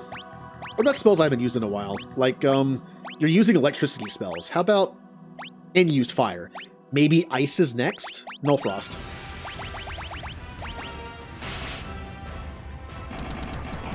I like how I use the null spell of the one spell I haven't seen yet.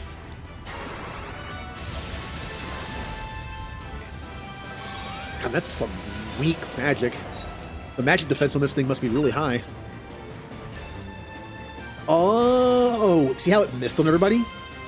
They have items on that do the same thing, I think. Okay.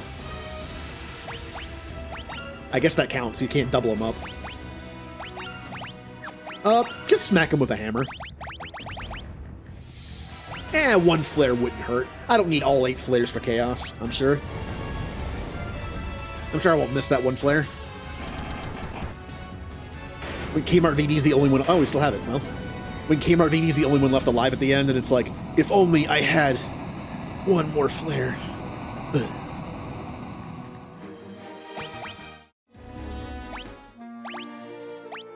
Na, drink potions. Well, this is it. First off, is there anything down that way?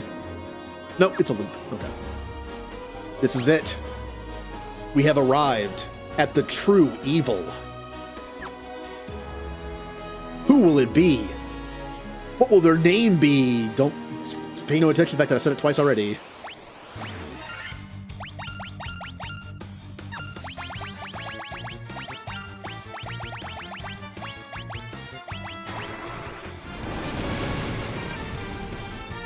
Oh, that's right. I was thinking what their name was, and Julie and I kind of made like our own thing with this team, where the name, instead of being the Warriors of Light, we were actually the Shining Adventure Group, kind of making it sound like a very generic toy, like a very generic toy line of the Warriors of Light.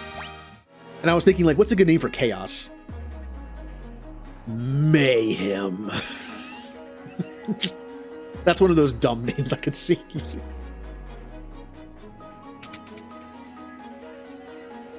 Oh, look who it is. You look kind of familiar, don't you? All right, the final boss. If you like story, this is one of the only times in this game you're going to get some. Do you remember me? I was once the most renowned knight of Cornelia. That's right, Garland.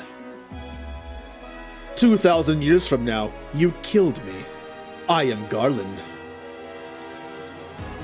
Oh, you did defeat me then. But the 4 great forces saved me by sending me back through time. Once here, I sent the 4 fiends into the future, where they shall once again use the 4 great forces to send me into the past. In 2,000 years, I will remember none of this.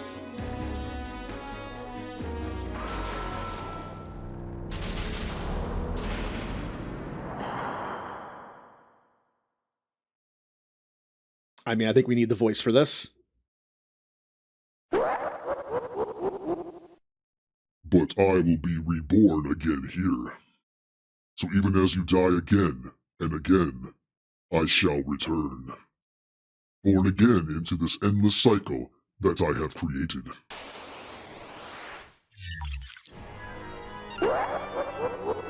Wrong button.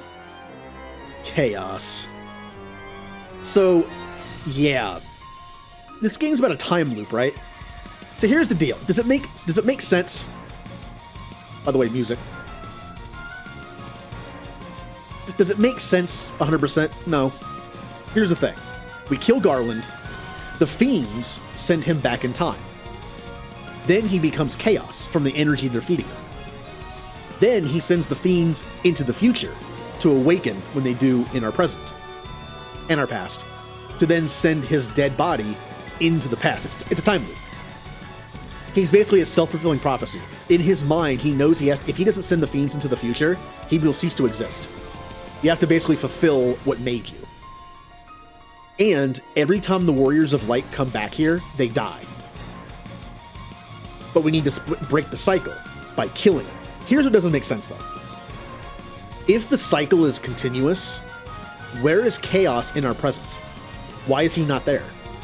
if Chaos kills the Warriors of Light in the past, and then lives for 2,000 years, you know, he's alive 2,000 years before the events of the game, where does he go? In the present, why is Chaos not there? His temple's in ruins. There's no mention of Chaos. Where did he go? Like, what's he doing at that time? So, we're going to break the cycle. Now, what does that mean, break the cycle? If we kill him here, he won't be able to send the fiends into the future. Which means he'll never be born. Which means our present will change. Because the fiends won't wake up, and Garland will never be a thing. Well, he's a person, but either he kidnaps the queen and we kill him, or he doesn't. Maybe the fiends made him do it. Maybe the world being the way it was because of the fiends, and they influence on him in some way, because they knew he was Chaos. Alright, let's do this.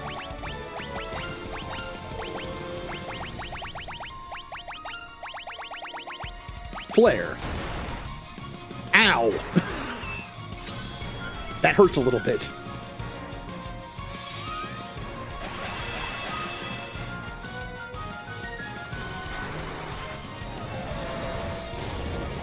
We must use our most powerful magics against him. We have died to this thing who knows how many times. How many, like, it's a cycle. How many times do you think the Warriors of Light have died to Chaos? He wouldn't remember. He mentioned when he was Garland, he didn't remember anything. And somewhere between now and the present, Chaos ceases to be. And then Garland is killed and turned into Chaos. Like, somehow Chaos doesn't exist in our present day. If he does, he's hiding somewhere or going through the universe doing stuff because he's not here.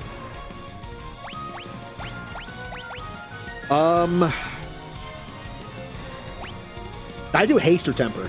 I don't remember. I think I did haste. Nope, yeah, I did haste. Okay. Temper. Heal Monk. Blaze, don't kill Monk, please. It almost did.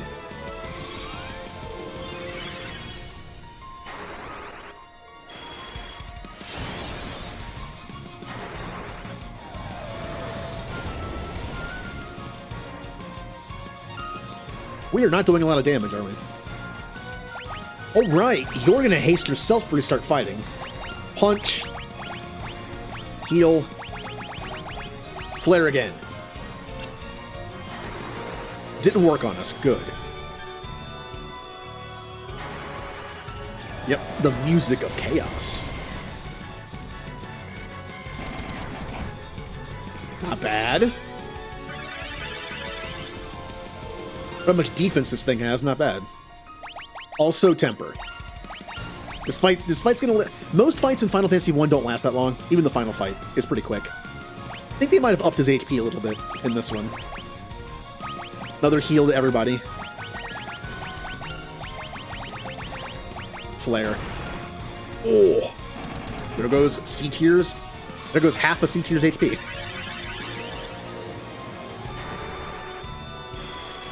Alright, C-Tier, you're ready to unleash the average fury. Yeah, it's my time to shine. Even though the monk is doing more damage than you ever will. I'm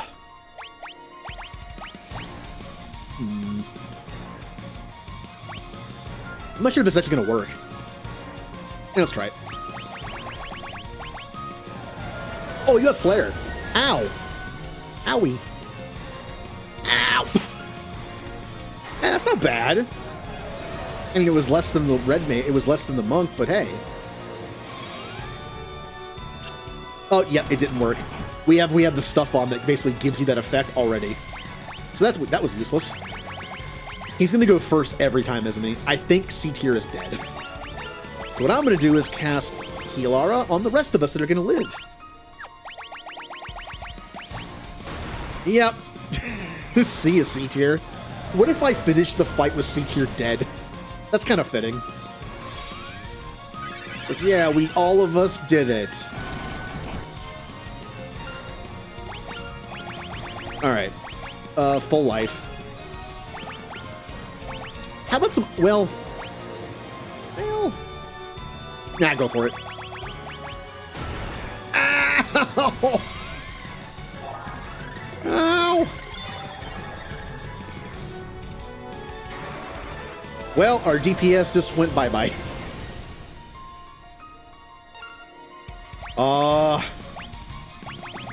Here, Kiraga, well. Well then. Attack.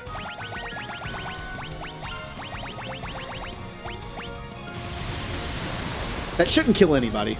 Yeah. We all have that null effect based on our equipment, so that won't do that much. Hey, we're all back to life. Kmart VV. C tier. Oh, I was really hoping C tier would get the killing blow. It's like, for the last time, C tier, you only got the killing blow. You didn't do that much damage. Oh, I'm out of Healaris. Oh, I have Heal God. I kind of forgot I have this, though. A better version of it. Oops, I might have forgotten I had that. Oopsie. I'm out of flares. Nothing else is going to work besides... Yes, let's do this.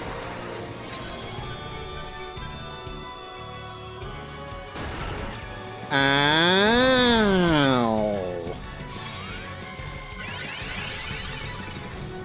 Ow.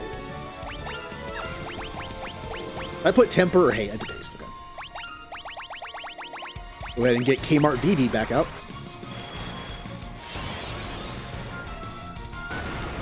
Everyone reviving Kmart. That's a good idea. Yeah, everyone, Kmart's back. And then a year later, it's gone again. Ow.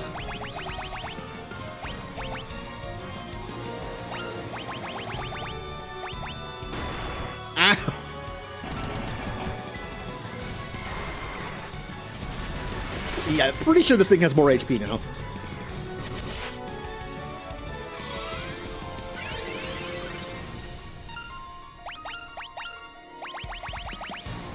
If I use Kiraja and Kmart VV dies, Healbot will use it on himself,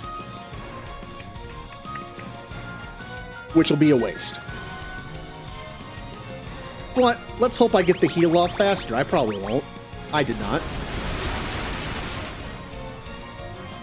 But I lived.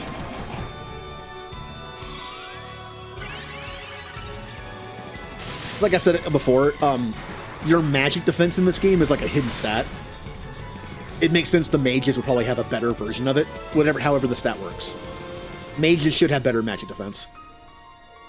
That's just a given, right? Mages should have better magic defense, and then like physical characters have better physical defense. I feel like that's mostly how it works.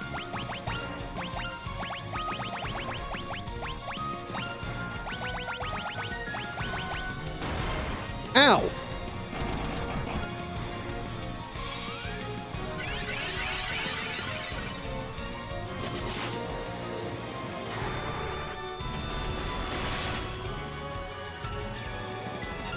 We're not doing a lot of damage anymore. I think we kind of lost some of our oomph. Even though I have haste and temper on the monk. I could test something. If I use this, will it say I have will it say I have temper and saber? Or are they just the same thing? I seem to remember saber maybe being a different translation of temper. So maybe they forgot to change the translation on the item. Temper was the original. I think Saber might have been the one on the Game Boy Advance version. Maybe they just forgot to change it on the item description. Yeah, we'll see. Here, attack normally. Maybe you'll just kill him with a knife. What if Kmart kills Chaos with a knife? It is different, but it's still swords. That's what makes me think it's the same thing. Aww. I was really hoping that would work. So, let's take a look. Haste, temper, saber. Nope, they're all different. Well, now the monk is really going to do some damage.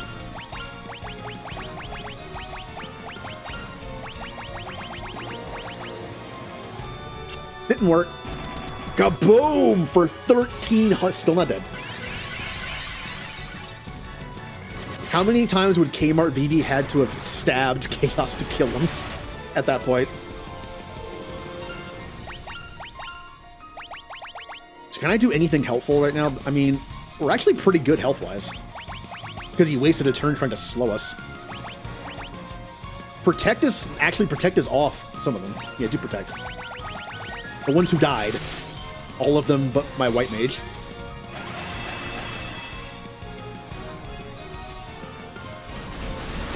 That'll only do like 100 per person. Yep. Still alive. I'm gonna start using this stuff on you to get you to do more. That's kind of overkill for how much damage it did to me. I need to save these. Do a...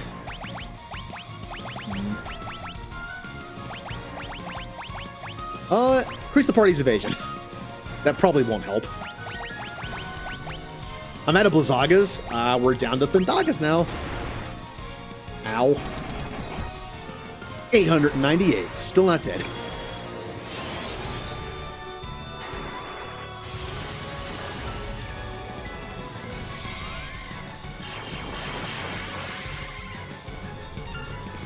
Yeah, we're all invisible now. Except we have buffs on so you can see the lines around us. Oops. Chaos is thinking, you know I can still see it, right? Oh, that reminds me of Rugrats. There's an episode of Rugrats that's about superheroes. I actually forget the superpowers of them. I know Chucky was like a skunk. His power was just stinking. But I think Lil was Dotted Line Girl. Instead of being Invisible Woman, she was Dotted Line Girl. And she tries to sneak up on the main villain, which is Angelica, of course. Angelica's like, gotcha. And he's like, how could you see me? I'm just a dotted line. And Angelica says, any idiot can see a dotted line. That's a cool episode, especially for a kid who liked superhero stuff. Was it? I think Tommy could like shapeshift. And I think Phil had spitballs. Yeah, that's what it was. He had spitball guns. That's all he had. His power was lame. Attack. I am running out of spells. Cura on the monk. 1700, yes! Monka S finishes the fight by punching Chaos in his stupid smug face.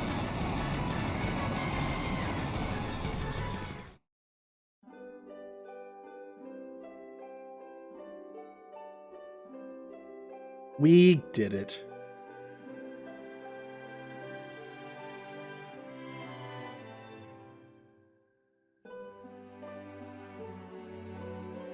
The time loop was severed at last. The endless struggle that raged over 2,000 years had ended, and peace prevailed once more.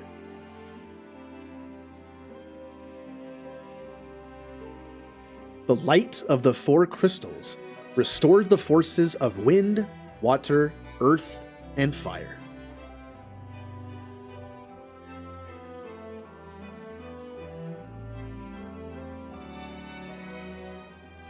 It was a mere trick of fate that had given rise to the chain of Garland's wrath.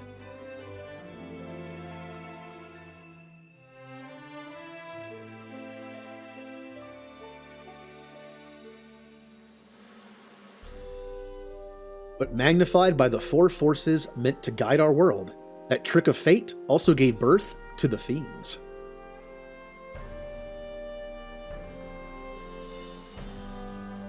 Monsters had run rampant as the world sank into darkness. But all of that is now past. Well, technically a different timeline, but with the four forces flowing as they were meant, the warriors prepared to cross time and return to the world they knew. A world where Princess Sarah, Queen Jane, and even Garland himself await. So they changed the present. And I guess they were immune to the changes? Because if there's no chaos, the Warriors of Light shouldn't exist. they would never have been created.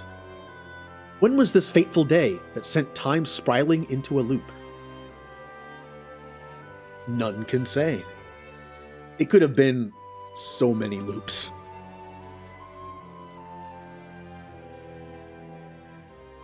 It seemed the cycle into which time had fallen would last forever. But the bravery of 4 young travelers changed that. They took the forces that filled the world with darkness and used them to bathe the world in light.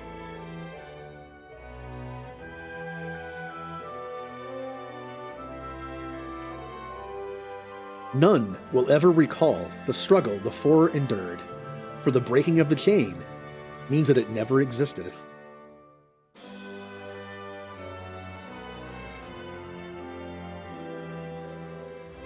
But within the tales of fantasy that people tell, the memory of their deeds lives on.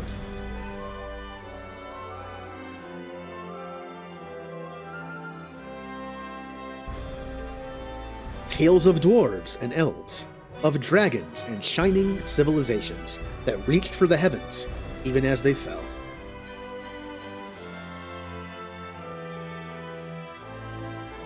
And now the return is upon us.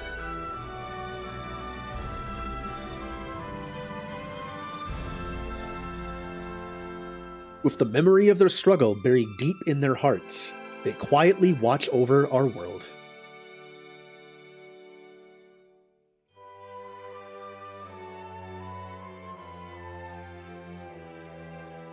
Remember always that the forces of the world must be used as they were intended, that the power of light must never be used for dark, and that the true crystals reside in your heart.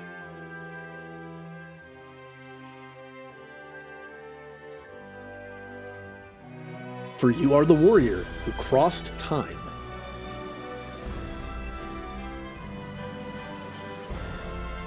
You are the bringer of light.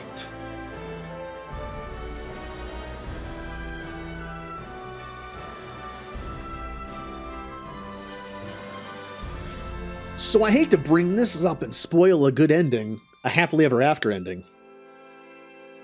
But without the fiends existing, first off, we must have been immune to the changes, because we still exist. And we still remember, I guess. But the world has changed. There were no fiends. Which means the Luthinian Empire never fell.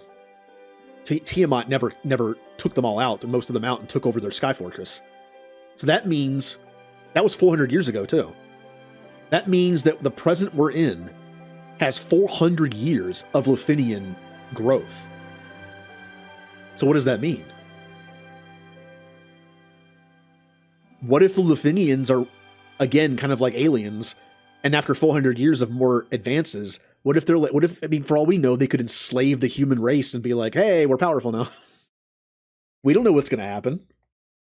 To the fans across the globe, both past and present, and to the crew who brought the originals to life, we offer our profound and heartfelt thanks. Space. Yay!